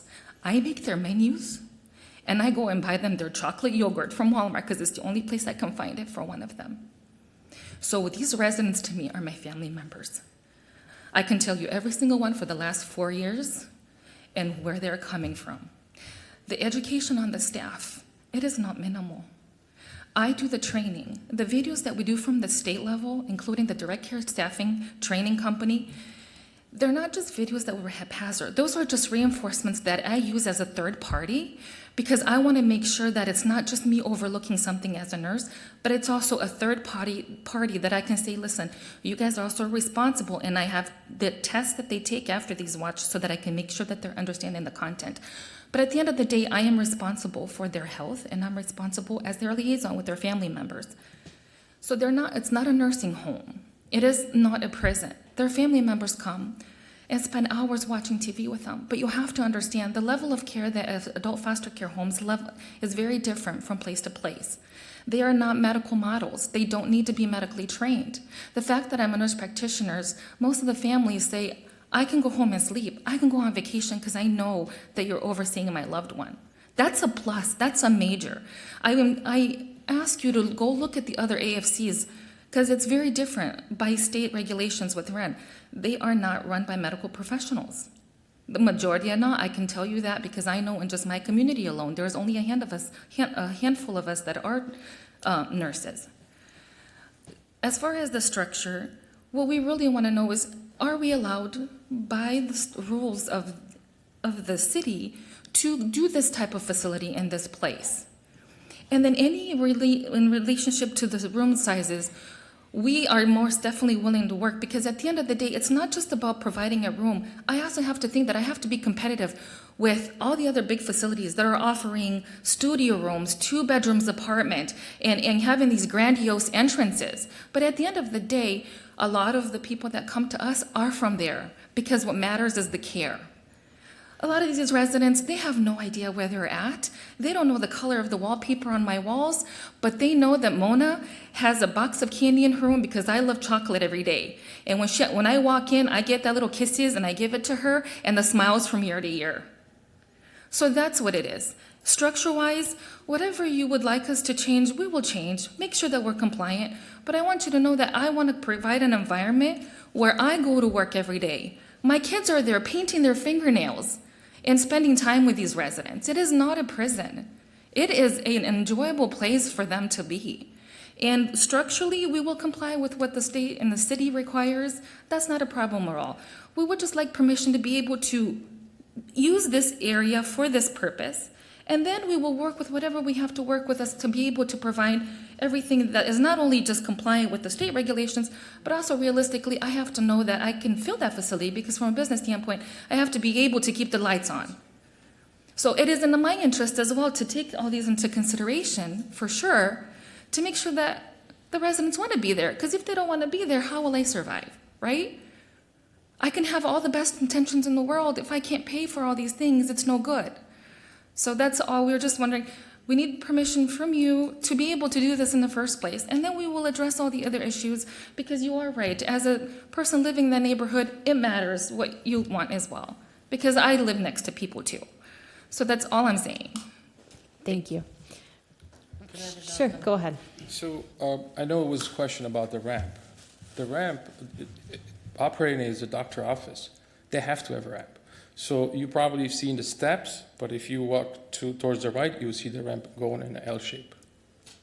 And state of Michigan require a slab, a solid concrete when you're stepping out of first floor, which we have one in the back and the ramp in the front. Back to the powder room, the bathrooms, like she said, they're not using it. That's more for families. When they come over, they sit with them, I'm going to use the bathroom. That's the truth. They use it. Maybe 10% of the residents, maybe they will use it. But we also have 3 handicap wheelchair accessible, which state require for 12 residents. Thank you. Mr. McCullough? Thank you. Listen, I unfortunately had my mother-in-law and had to go in and out of facilities for 7 months of pure worst timing in the world. And I got to tell you, when you bring up the bathrooms was the most disheartening thing I've ever heard. At the end of the day, every person that comes into a facility like this is different. And I'm very saddened to hear that, hey, 10% are going to do it. Everybody's different. The situation I had put me in optics that I never in a million years would want to go through at 35 years old. And I appreciate it. But when you also sit up there and say, hey, the competition has this, it just speaks that we're going for the minimum. And I really don't appreciate it. I think that, we're standing on, we want businesses to be successful. We really do. But when you come up here and say that just 10% of the residents are going to use it and a family member, that to me is, that reinforces a lot of the specific analytics on why you have a negative approval right now. And for that reason, not for that reason, but for the reasons that have been set forward, that's just, I struggle with that. I really did want to get that there. So thank you. Thank you. Any other comments from council at this time? Ms. Budzinski? Just a broad question through the chair to Mr. Tormina, as it relates to the dumpster enclosure and whether they want to pursue changes and things for the future. I do know it's a historical property and that, we've got guidelines related to that. Is there any possibility for a dumpster, or would that not even, is that a closed door, if you would, for this space? Not at all. Determination would have to be whether or not they would require either planning commission or council approval. We know it requires historic preservation approval. But is there space on the property for one? Yeah, that we could find space easily. Okay, and I guess that was more my question of from the historical preservation perspective, is there an opportunity there for a design of some sort? Sorry, guys. Or would it not meet the historical requirement? That was what I was getting. Well, again, the historical, the Preservation Commission is going to look at where it's located on the property, how it's being screened. They may look at some of the materials to make sure that they're compatible with the area, realizing that a dumpster is obviously not an original structure. They would do their best to work with the applicant to try to blend it in and lessen the impact on the historical significance of the property. Thank you. I appreciate that. That was really all. Okay, thank you. Any other comments from Ms. McDonald? Thank you. Mr. Chairman, their proposal, I'm to assume that it does comply with the state and the city requirements to operate? So I cannot speak to all of the state requirements that were discussed today about room sizes and those interior features of the building. That's something that is done by the state. They handle those inspections. And to an extent, our inspection department. Relative to the zoning, this falls under a waiver use in the ordinance because it involves more than 6 residents. Anything 6 and less, we have to treat as a residential. Any adult foster care facility that wants to locate in a single-family zone is entitled to do so without going through any special approval process by statute, if the number is 6 or fewer. Because this is up to 12 residents, it does require a waiver approval, and that's the reason it's before you. Okay. All right, thank you. And yes, we have over 40 adult foster care facilities in Livonia in single-family homes, the majority of which are 6 or fewer residents. Okay, thank you. Thank you. All right, let's go to the vote. Madam Clerk, please take the vote. Councilmember Budzinski. No. Councilmember Persicone. Aye. This is for a denial. This is for the denial. Right. Yes. Okay, I just want to make sure. Aye. Councilmember Tashnik. Aye. Vice President Brockway. Aye. Sorry. Councilmember McCullough. Aye. Councilmember McDonald. No. President Reed. Aye. So item number 12 fails 5-2. Thank you. Moving on to item number 13, this is a waiver petition 2026-06-02-17 submitted by PEA Group requesting waiver use approval to construct a drive-through restaurant, Culver's, in a 4,675 square foot multi-tenant retail building at 29155 7 Mile Road, located on the south side of 7 Mile Road between Millbelt Road and Maplewood Street in the northwest quarter of Section 12. And council, I will be needing 2 resolutions from this one. I have a quick question. Can still operate as a doctor office? We can talk to you after we're on to the next agenda item. Sorry about that. Thank you. Call me. Okay. Good evening.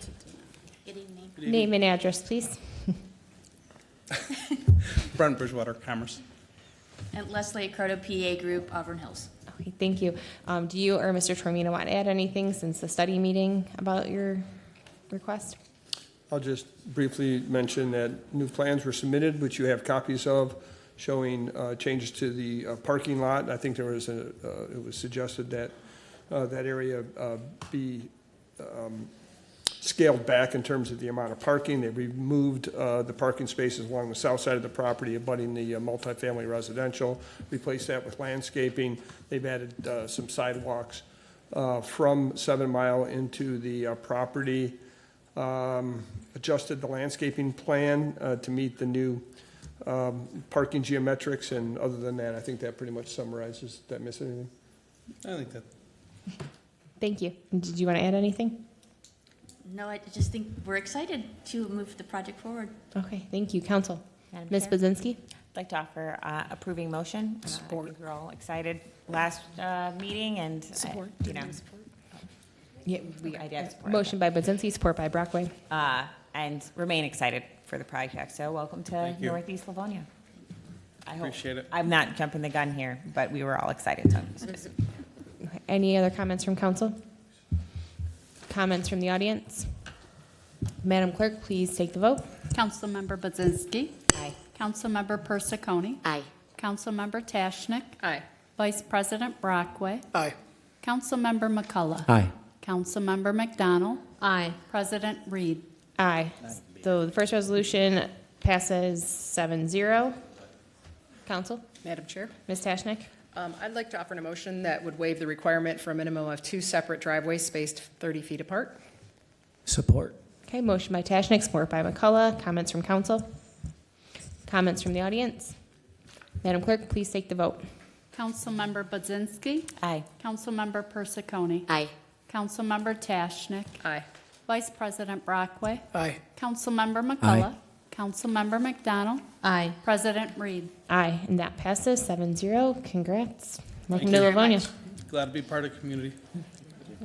All right, moving on to DPW. Item number 14. This is award of bid for the replacement of the boiler system at Robert and Janet Bennett Civic Center Library from budgeted funds.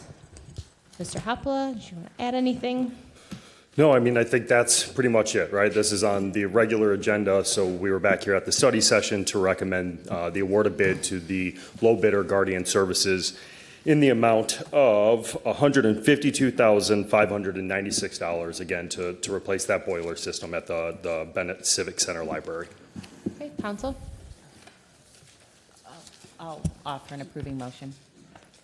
I'll support it. Okay, motion by Budzinski, support by Persicone. Comments? Mr. McCullough? Thank you. And I appreciate staff. We had a lot of correspondence today just getting some information. I will not be supporting it. I do support the fact that we do need the boilers. I wasn't here at the last meeting, obviously, and that's besides the point. The issue that I have is the current bidder. This project was set to have a mandatory pre-bid. This vendor wasn't at the pre-bid.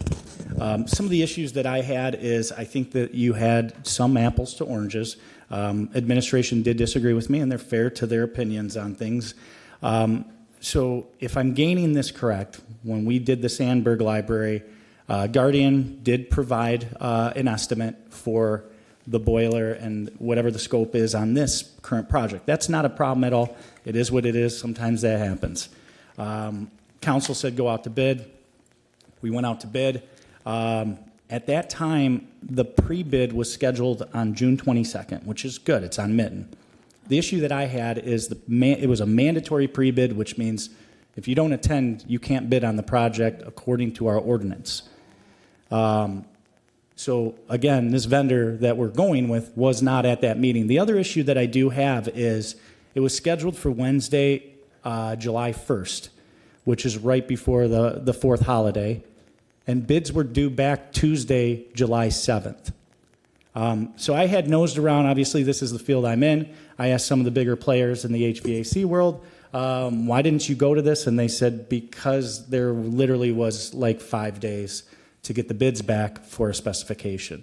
The other fact of the matter is the last day for questions, one of the vendors did say, this seems extreme, can we extend it? Which purchasing did. They extended it to, I believe, July 14th, which is fine. That's great. Problem is it's only allowable to the people that were on that mandatory pre-bid. So again, I can go in and make this a huge, long thing. There was some scope discrepancies. The issue that I had is now the vendor cost right now is the scope. However, they could have seen the bids. They could have seen the bid results. I don't know. But it was public information at that point. So right now, again, the scope of services to me is fine. I think the Mitten was the appropriate route. I think if you were to go back out to bid and have a more realistic timeline, usually you break it up. At least for me, I break it up by week. You have a bid solicitation. You have a pre-bid. The next week, you have the last day for questions. Following with that, you would have a bid opening. That was not done there. There was literally like 5 days and sandwiched in between a national holiday. So I did watch and I did review, and there was a lot, and I appreciate council. We do want to be, we want to ensure that we're spending the money appropriately. But if you guys put yourself into this position, I'm merely giving speculation, but I were to say if you were to go back out to bid and bid it like a normal an average construction project on Mitten, I'm assuming that you would find a lot more vendors and potentially a cheaper total. My issue with this is the vendor that we're selecting right now wasn't even at the mandatory pre-bid. So how is that fair to anybody else that wants to bid in the city? And for that reason, I can't support that just based on our ordinances. Thank you. Council, any other comments? Ms. McDonald? Yeah, thank you. I will not be supporting this today for a few factors. Number one, this bid should not have been read at all. He didn't comply with filling out the bid bond. He wasn't at the mandatory pre-bid meeting. There's just too many things. Even the signature page wasn't signed. He printed it. He just wrote his name in there. And the last bid, I let that one slide because I saw that bid bond was not executed properly. And I just looked at the cost differential between this one and the other one, and I thought, okay, maybe I'm being too hard. But this vendor should know. They should know what they're supposed to do when they submit. It's by law, we should not be accepting this bid at all. There's just too many factors involved. And as far as going out to bid, our finance page, first thing at the very top of the finance page for the city of Livonia, gives responsibilities for the finance department, and it reads, prepares and administers the general budget, keeps the bid, or wait, wrong one, sorry, wrong page. I guess I didn't print it. Oh, yeah, it does. It says purchases exceeding $30,000 must be made through sealed bid process with the lowest qualified bid accepted by council approval. And those are our ordinances. It's not a personal thing. There's specific processes. I managed, proposals and contracts, multi-million-dollar contracts for 15 years of my life. And I know the process. I know it very well. And we should not be accepting this. It doesn't comply with the law at all. So there's just too many things that it isn't correct about doing this bid. So that's it. Thank you. Okay, anything else from council? Yeah. Ms. Budzinski, then Ms. Tashnik. Yeah, so I hear what's being said. I mean, okay, maybe can I start this way? Sorry, guys. Through the chair, has the Sandberg project started / finished?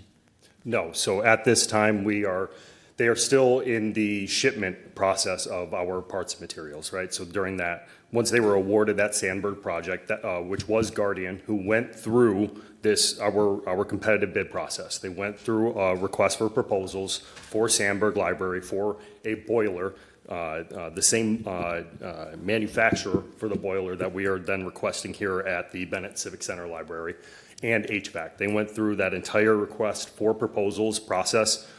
They dotted their I's, they crossed their T's.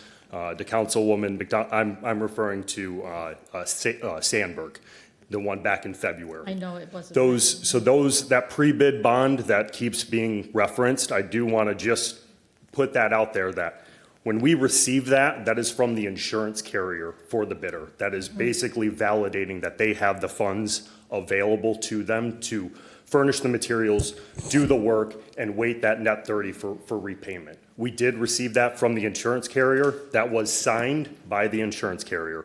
Now, to Councilwoman McDonald's point, did the actual contractor sign above their line when they submitted that document? No, they did not at the time of this packet being presented to City Council. But does that deem the bid bond irrelevant or invalid? Yes. My answer to that is no. We have had that process in the past where that is just a clerical error. Again, to get to this point in this process, Guardian did go through the competitive bid process. They furnished that pre-bid bond.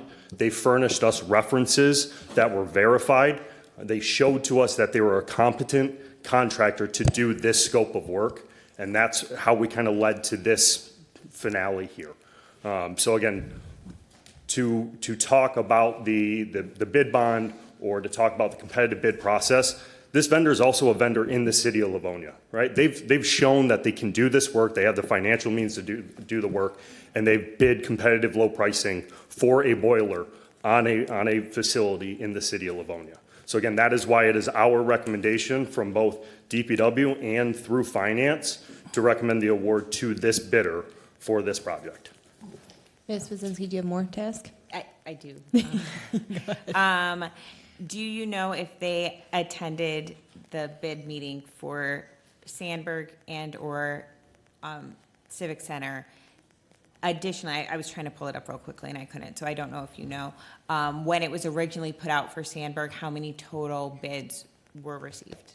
So as for Sandberg, yes, they were present for the pre-bid. That was the original bid that went out back in February. They were present for that. They presented everything that was requested of them. Again, we followed back up in May. Our building department requested a quote for the same general scope of work, given that they were already in town, given that they were already furnishing those projects and had been a vetted vendor for us. So when we requested that quote, we still felt that we were honoring our financial procurement standards. At that time, it was obviously pointed out to us that the request was to go out to bid, which this department did do. And it is my understanding that Guardian did not attend that mandatory pre-bid. Now, I do want to articulate at that mandatory pre-bid, the things that we talk about are the City of Livonia's insurance requirements, which are above and beyond what most communities do require, right? We talk in depth about the scope, and any questions, any requests for information, any RFIs that come from that are posted in addendums. But the most critical factor for us to have a mandatory pre-bid, especially in regards to a project like this, is to familiarize themselves with the project, right? To see the grounds, to see the facility, to see everything that they're looking to do. And they did just that when they provided us a quote. So did they attend the mandatory pre-bid? No, they did not. But did they check every box for our procurement process to make sure they understood the full brevity of the scope of what they were bidding on? Yes.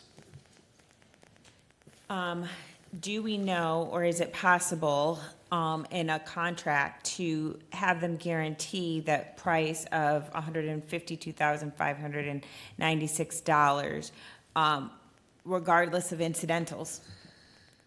And what I mean by that is because they weren't at the pre-bid meeting, if they missed something in the scope and made this bid price, yeah, would we be able to lock them in even if they discover that it costs more? For the audience's information, the next lowest bid is $199,941.79.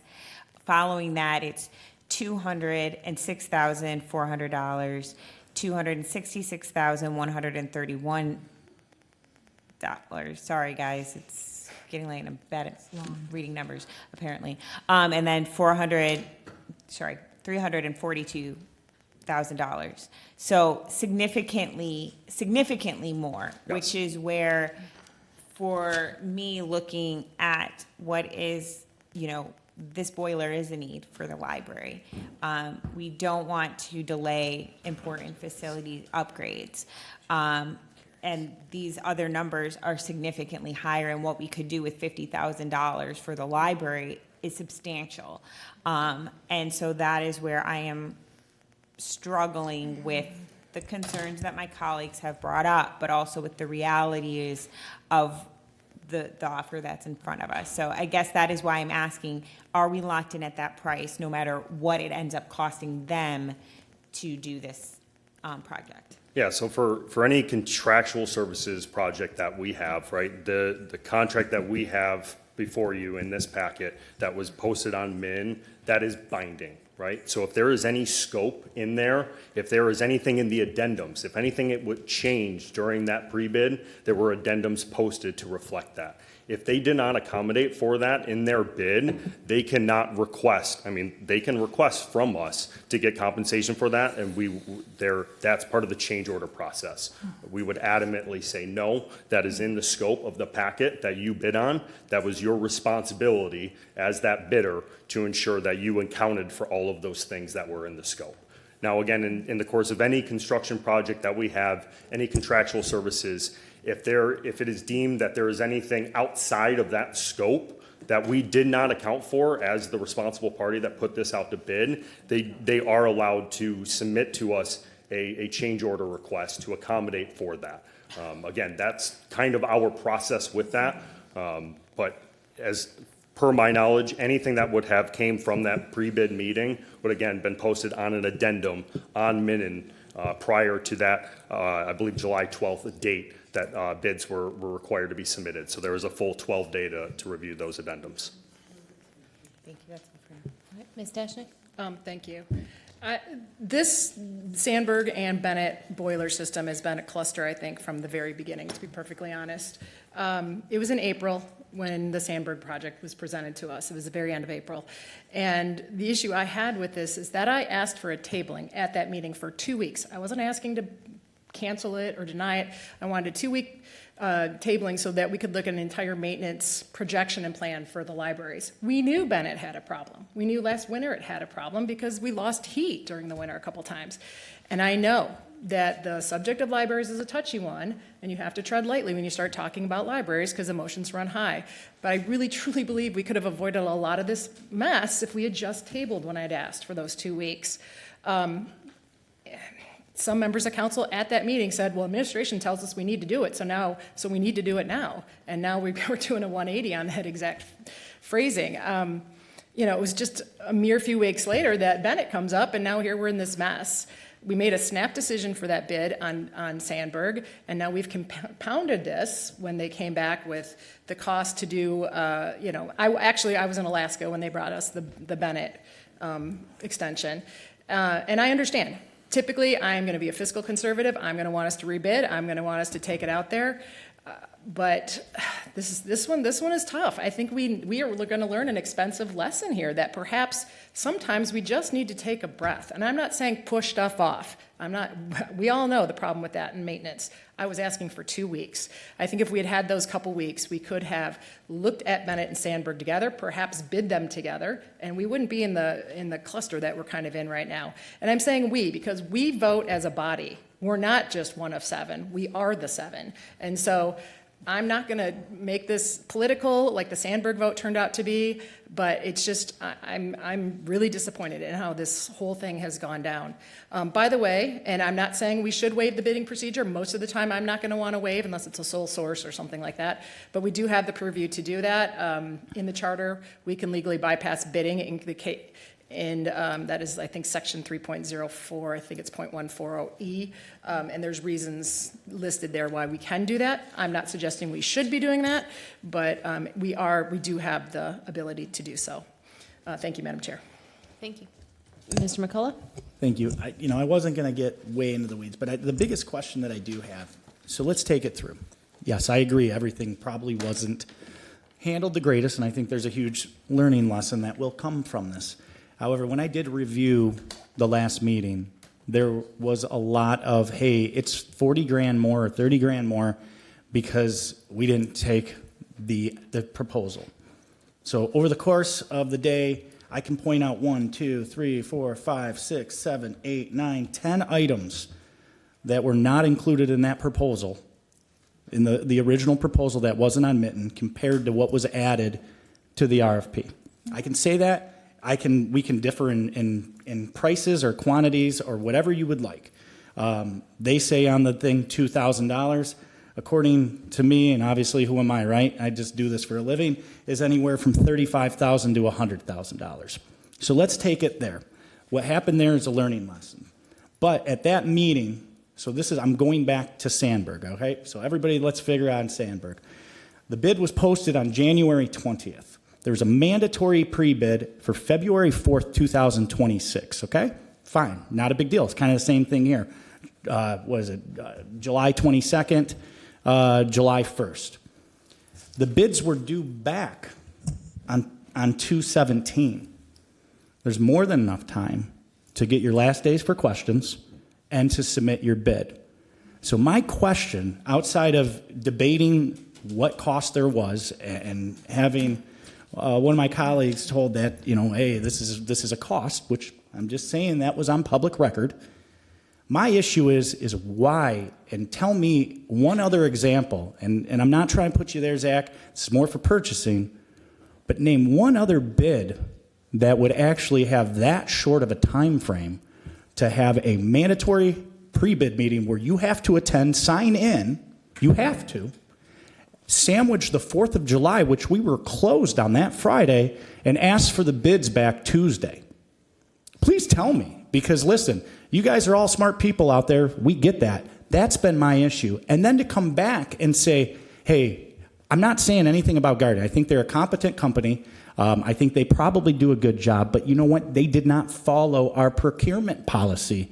And we gave them a chance to bid on it with that exact scope after the fact. Mitten is an public traded internet system. Anybody can go on it. What tells you that they didn't review it and go, hey, I know how to get this job? Guys, I'm not telling you this because I want to get into debates. We have an ordinance. We are elected officials. We need to follow it. So if you guys are good with the fact that, Wednesday, July 1st, closed on Friday, hey, I want your bids back, call some HVAC commercial companies and ask them why didn't they bid on this? And they're going to tell you because something didn't smell right. That is my honest opinion. Why didn't you do it for Sandburg? Why wasn't there only a 3-day turnaround on that? Name one other procurement. Guys, go through it. It's all public information.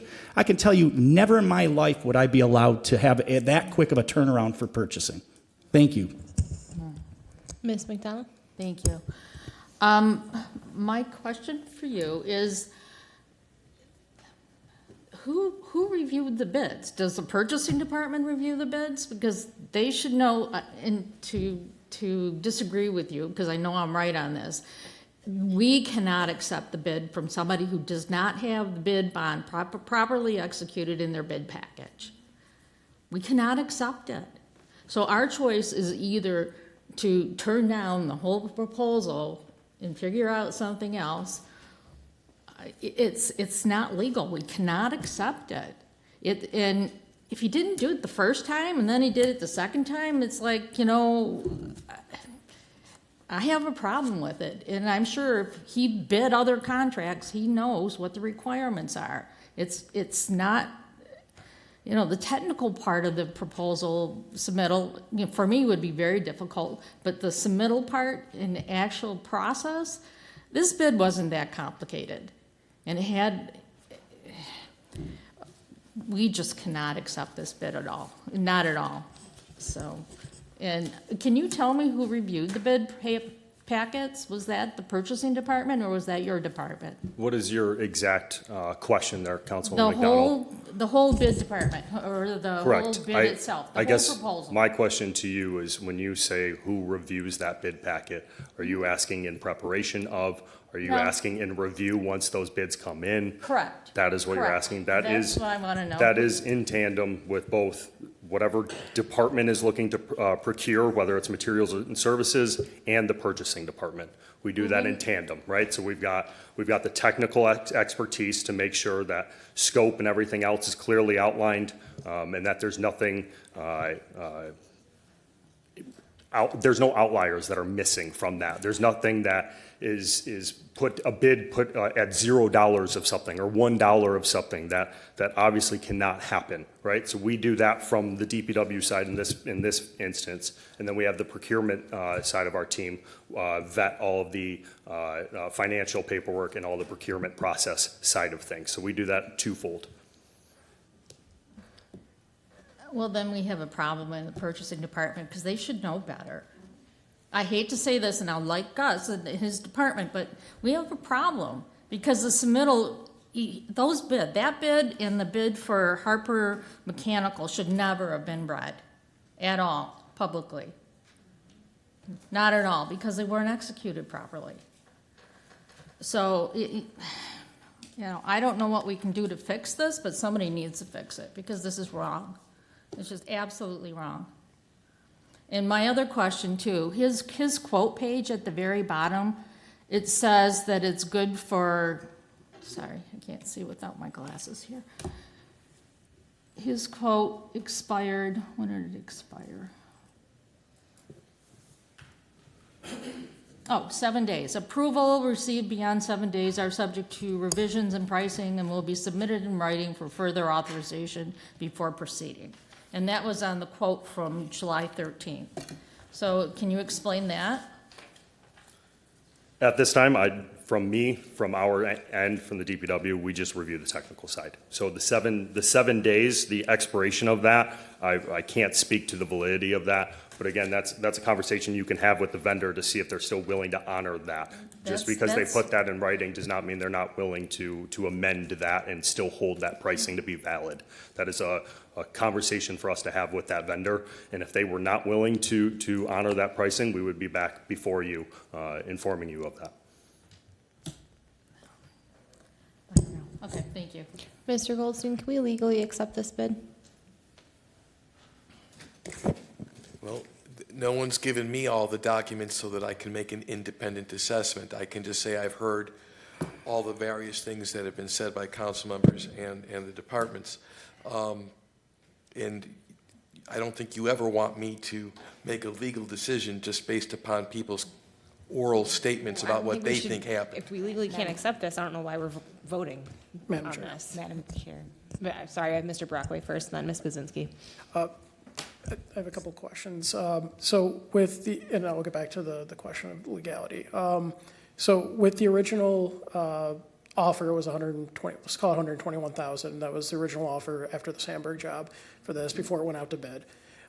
Now, when they did the next bid, the 150 whatever thousand, with that going through Midden, they're locked into that amount, correct? That's what you had said. Yes, yes. At that time, unless there was any during the course of the project, if there was any extraneous variables that were left out of the scope, yes, they could request a change order. So with the 121,000 offer or to do that job, are they locked into that amount as well?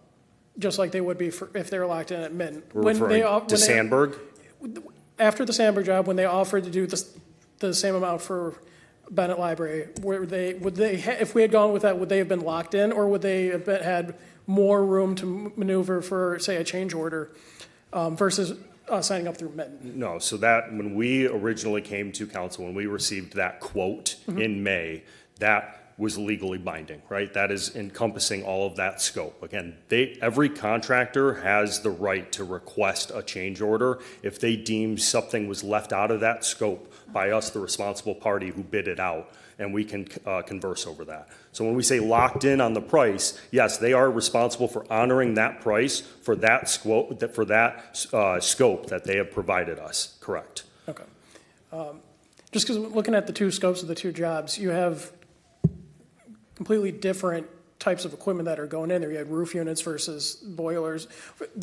Between Sandberg and Bennett. Yes, so there was Sandberg did have a boiler system, a Lochinvar boiler system, and HVAC rooftop HVAC units for that one.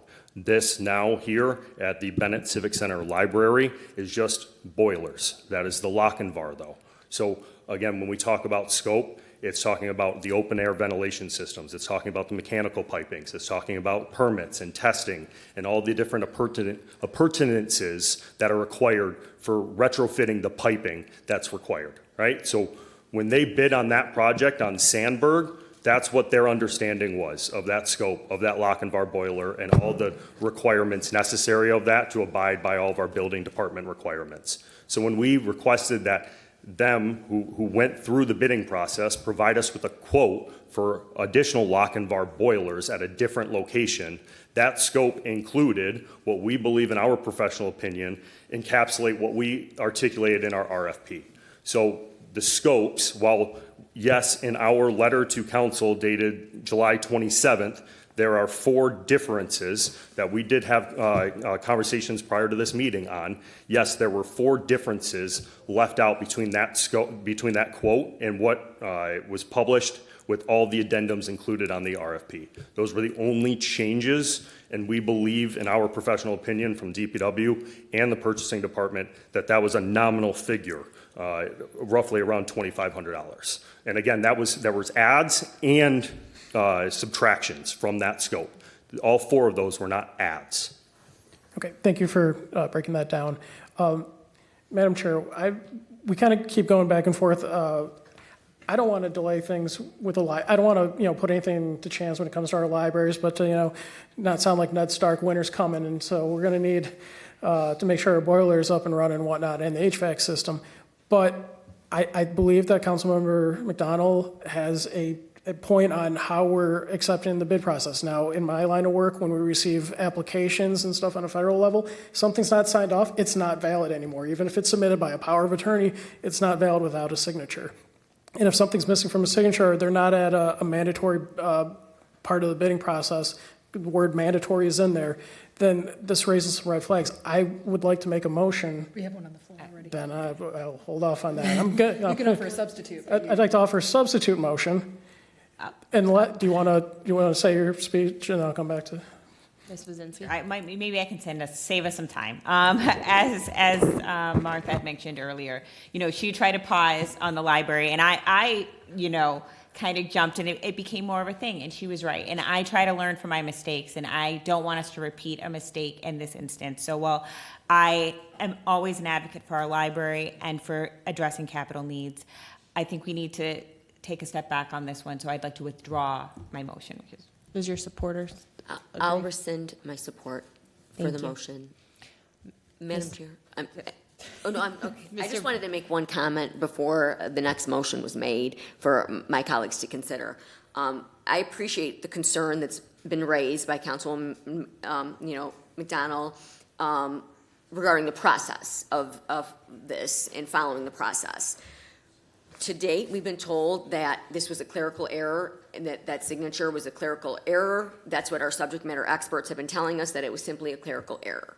So now that we are going to perhaps be taking a pause, I do ask my colleagues to think about at what cost now, because the reality is we could have accepted the Guardian bid.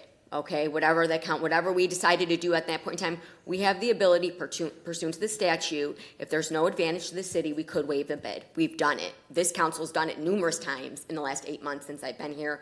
Councils before us have done it repeatedly.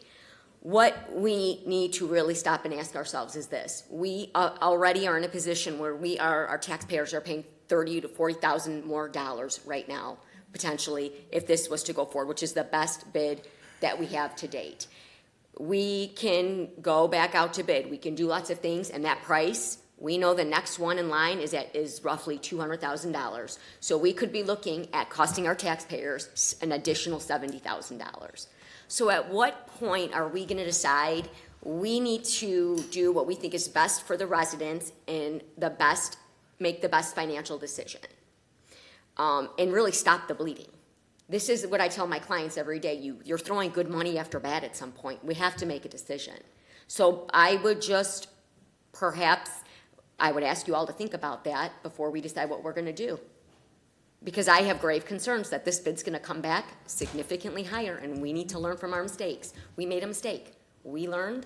So I just think that is something that needs to be considered. I have a question, and I don't mean to put you on the spot again, Mr. Goldstein. If we were to approve this bid, award this bid, and then it does come back, it wasn't legal, what happens then? Would it be null and void? Do we have to go to the next lowest? Do we have to go back out to bid? How does it work? Well, part of my thinking process is going to be synchronizing the requirements to bid with the authority we have to waive a bid, along with the flexibility built in by we don't have to take the lowest bid, we have to take the lowest qualified bid. And I think built into those three things together, again, this is not my opinion, this is my shooting from the hip, without researching it thoroughly. But I think between those three things together, you have a basis to vote in favor of this process now. That said, I can't guarantee you that, not without sitting down and researching it more thoroughly. So I kind of cut you off, Mr. Brockway. Did you want to finish what you were doing, or you want everyone to talk? We need a motion on the floor for discussion. We're in a regular voting meeting, so we have to have some sort of motion to be discussing. Okay, Mr. Brockway, did you want to take? Go ahead. Okay. First of all, I'd like to make a motion for, actually, let me ask through the chair, can I ask a question with the motion? Okay. The law, yeah. To law, yeah. Through the chair of the law, if we were to ask for some kind of breakdown of, can we legally accept this bid? I hate to ask, but what kind of timetable do you think you would need realistically to get some kind of answer back that we can maybe move on this bid? Like, is there a time frame that you would be comfortable with? I respect your being cautious about the language of the time frame. I think I could get you an answer by the end of next week. Thank you. On that case, I would like to make a motion to, and again, I hate delaying stuff for the library, but I'd like to make a motion to table this until we until August 31st. It's like there's a little Support voice it. speaking. Okay. Okay, motion by Brockway, support by Tashnik. And once we get a response from legal, I'll feel more confident on whether we can go forward with this or not. So, Okay. Mr. McCullough? Thank you. Through the chair to Mr. Hopla, so just a general question. We do have an HVAC contractor under contract for service, correct? Yes. So just throwing this out, I know it's kind of coexisting with the current motion at hand. So there's also, and we also have rotating architects and engineers that we have procured on contract, correct? Through the QBS process. Right? Yes. So couldn't we just, you throw this bid out, say, hey, this was bad, we've learned. You take one of our rotating engineers or architects, and you have them develop a scope and go to, you could have, at this point, you could dictate, council can override, we could say waive the formal bidding process. However, the problem is we already went through a competitive bid process and it wasn't done right. So you can throw it out, create something, say, hey, OHM, whoever else is out there that's on that, create a scope. They go out to their vendors. You could say, hey, the people that currently bid on this, the 5 of them and the current company that you wanted to. You could do that and present that to council as an emergency basis because winter is coming and these boilers take an extreme long time to come in, which means this would fall under the category for us to have an emergency expenditure. As long as the bidding was apples to apples, we could make that determination. Just putting it out there. So our last Sandberg was ordered in April, and it's just arriving this week. We got word that should be coming in a matter of a couple of weeks. Yes, the lead time on that equipment. Yes. Okay. Did you have your hand up, Ms. Tashnik? Anyone down here? Mr. Hopla? I saw. Did you want to respond? No, not at this time. I mean, Okay. we've presented all the things we have on our side. Okay, Ms. McDonald? I have one question. Has nothing to do with Bennett. I looked through the library board minutes, and the library director indicated that the chiller had needed repair. Do you know who was the person or the company that did that and how much the costs were? At this time, I do not have that information available to me. Okay, could you get that for us, please? Yes, we can follow up with that. All right, thank you. Mr. McCullough? One last thing that falls to the category. You have identified the boiler model specification that we want. Yes. Why doesn't the city procure that itself and bid out the installation? My understanding, from my professional opinion, is that draws a gray area of procuring something and then having a vendor, because we purchased that without sales tax. So by us purchasing that, a large scale equipment like that for a capital investment, and then having a vendor install that would be an improper process. Fair enough. Just putting it there. Yes. Okay, so we have a motion on the table to table this to our next regular meeting. Council, are your comments done? Let's go to the poor audience that's been waiting. Good evening. Name and address, please. You have 2 minutes. Hi, Barbara Glover, Livonia. As a library patron who especially goes to the libraries in the winter, I want a boiler that's going to be working. I think it's urgent if it takes 4 months to just get the boiler here. I think, yes, maybe we made some mistakes with how this was handled, but I think, the imperative thing is we need a boiler that's going to work in our library. That's our main library. We don't want people to have to close the library and then people can't go just because we went out for bid again and the prices might go up. I kind of agree with Robin. At this point, I think you guys should approve it. I think we need our boilers working, and we want our library patrons to be able to use our libraries. Our tax dollars are paying for those libraries, and they're not paying for them to be closed. Thank you. Thank you. Good evening, sir. Name and address, please. You have 2 minutes. Yep, John Schaefer, Brookfield Street. Coming into this without a whole lot of knowledge on the boiler and the process and everything else. But what I did here was kind of disturbing in that the administration wanted this rushed through, and we had a 5-day bid over a holiday weekend. which effectively cuts off effective bids. That's just shameful, I think. If anything would have to be scrutinized, or if somebody maliciously wanted to get something squeezed through, I would do it quickly in a 5-day period of time over a holiday period. Just saying. Thank you. Good evening, sir. Name and address, please. You have 2 minutes. Good evening, Jerry Karasinski, 19488 Bainbridge Avenue. This is a legal body. You have a law to follow for purchasing. The city did not follow that law. They chose to select a bid that is not valid. This bid needs to be thrown out.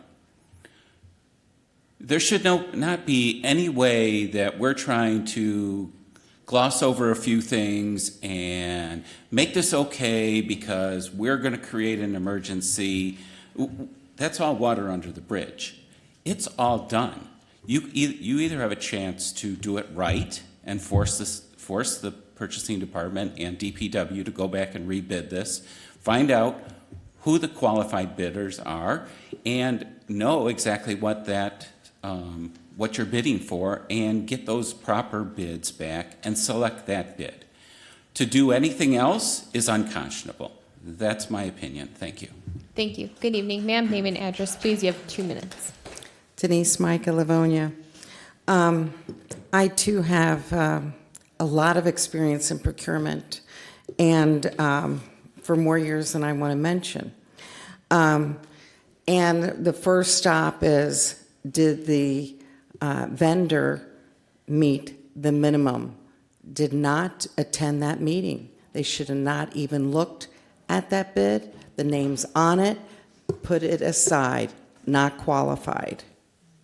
We talk about ordinances today, how important they are, enforcing everything. That's why we have these ordinances. What do you think the other people that didn't have the time, like Councilman McCullough said, to over the 4th of July weekend to bid? Some other people knew, but then they didn't get it because all of a sudden this was done, and so they could protest that bid and say, that's illegal that you did that. And there we go. We love to be in lawsuits in Livonia, I guess.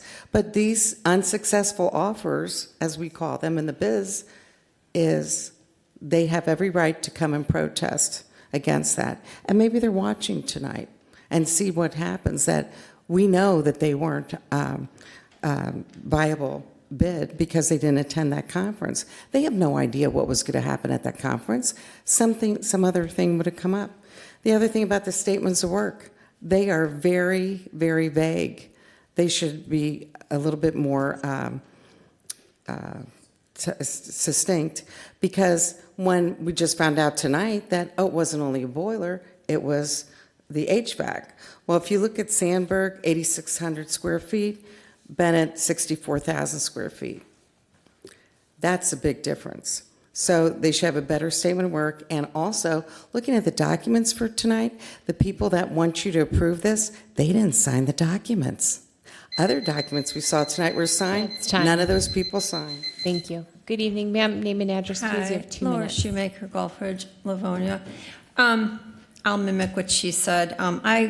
I've bid numerous projects with Train, York, Carrier, McQuay, Lennox, you name them, I've done them. I've attended many bid openings, walkthroughs. That's mandatory. That's part of the specifications. And when you don't, that's part of meeting the specifications. You're in a really tough position because from a financial standpoint, the right thing is to save taxpayer dollar money by accepting a bid, although it didn't meet the specifications. But I've also been thrown out of bids because we didn't meet the specifications from Carrier. And that was from an incident from a salesman who didn't attend the meeting but told the office that he did. So we lost the job. But I have a suspicion that the number that was thrown out from Guardian was because they were already here. They were in. They've gotten in a little bit. And the people that didn't have the time to bid properly threw a number out there. So that's why you've got the 190 and you've got the 200 and the 230, because they went, well, they don't really care, so we're just going to throw a number and we're going to protect ourselves, and it's probably way out of line. And on the other hand, Guardian's a shoo-in, so they're like, well, we can probably do this, and we'll put this number in, and we're going to be a shoo-in. And I think that's exactly what happened. And it's unfortunate, because I know Councilmember Tashnik, you all have a fiduciary responsibility to the city, and you're in a really bad position, unfortunately, and I feel bad for that. But there's policies in place for a reason, and like Denise stated, those other contractors can come back and say, you cannot award that bid. That is time. Thank you. Mr. Hopla? I just have some final remarks. I do absolutely respect and appreciate everyone up here, professional opinion on this matter, right? I can appreciate looking at the mandatory pre-bid language. I can appreciate looking at the bid bond documents that were submitted in that. I can absolutely appreciate that. What in my professional opinion, I don't see eye to eye on is us really harping on the overall process. I do want to just highlight the due diligence done by staff to make sure that this was done to save taxpaying dollars. And the only reason I say that, in going out for the RFP, we do have in that ordinance language a stipulation of time, right? And so the dates that have been put out there of the July 1st, the July 7th, that is a mandatory pre-bid date. That is not the date it was published on Mitten, though. So there's the published date. There is typically a 21-day minimum window that is to remain on Mitten for any bidder to evaluate and determine, do I want to attend a pre-bid meeting? Am I interested in understanding more or asking any other further questions? And there was an addendum to extend that deadline from July 7th to July 12th. So I just want to end on that note. Again, we completely appreciate and respect the due diligence of this council to evaluate all these procedures, and we'll abide by whatever your recommendation is. But I do want to just validate our staff's keen eye on ensuring that we are following this procedure. And like everyone here, we are also trying to ensure that this is a quality bid at a low price. Thank you. Okay, thank you. All right, so let's vote on tabling to August 31st. Councilmember Bazinski? Aye. Councilmember Persicone? Aye. Councilmember Tashnik? Aye. Vice President Brockway? Aye. Councilmember McCullough? Aye. Councilmember McDonald? Aye. President Reed? Aye. So item number 14 will be tabled until our next regular meeting on August 31st. Thank you for your coming time. out, Mr. Hopla. All right, moving on to engineering. Item number 15, award of contract for the Robert and Janet Bennett Civic Center Library ADA restroom renovations. Mr. Lear. Been a while. I guess this is trying to award a contract for the ADA bathroom creations of a family and a women's restroom over at the Bennett Library.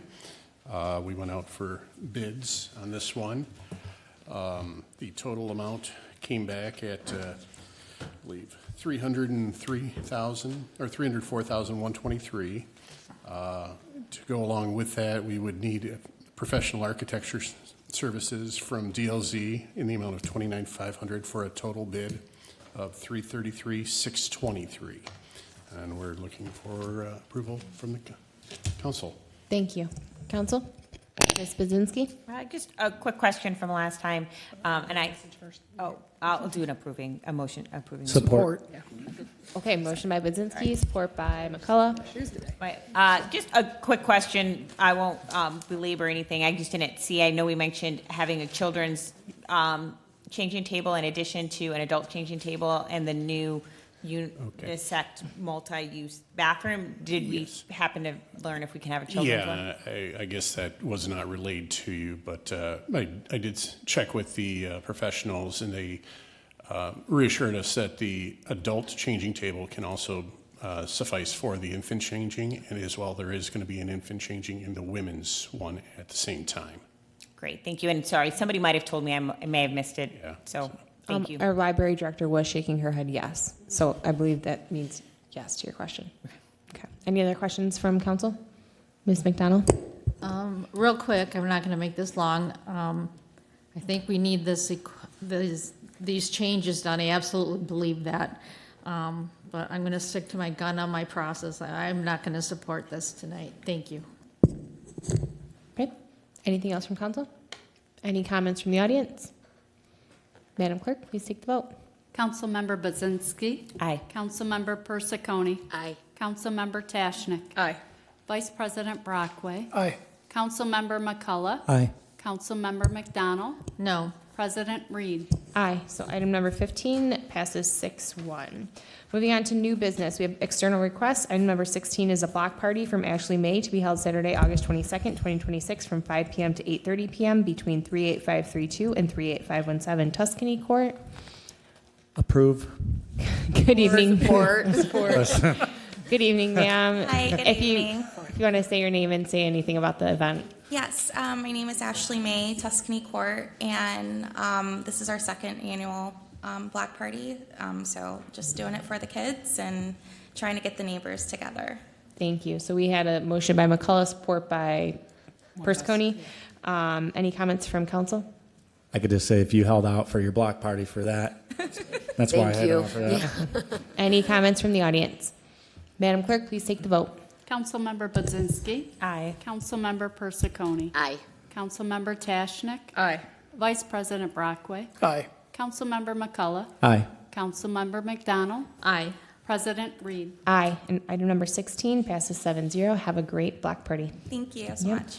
Item number 17, request to waive the city's noise ordinance. This comes from Nick Cornell, General Manager from Supernatural Spirits and Brewing, LLC, to host the Wildwood Sour Fest event on Saturday, August 29th, 2026, from 3 p.m. to 10:30 p.m. with live music on the property located at 36685 Plymouth Road.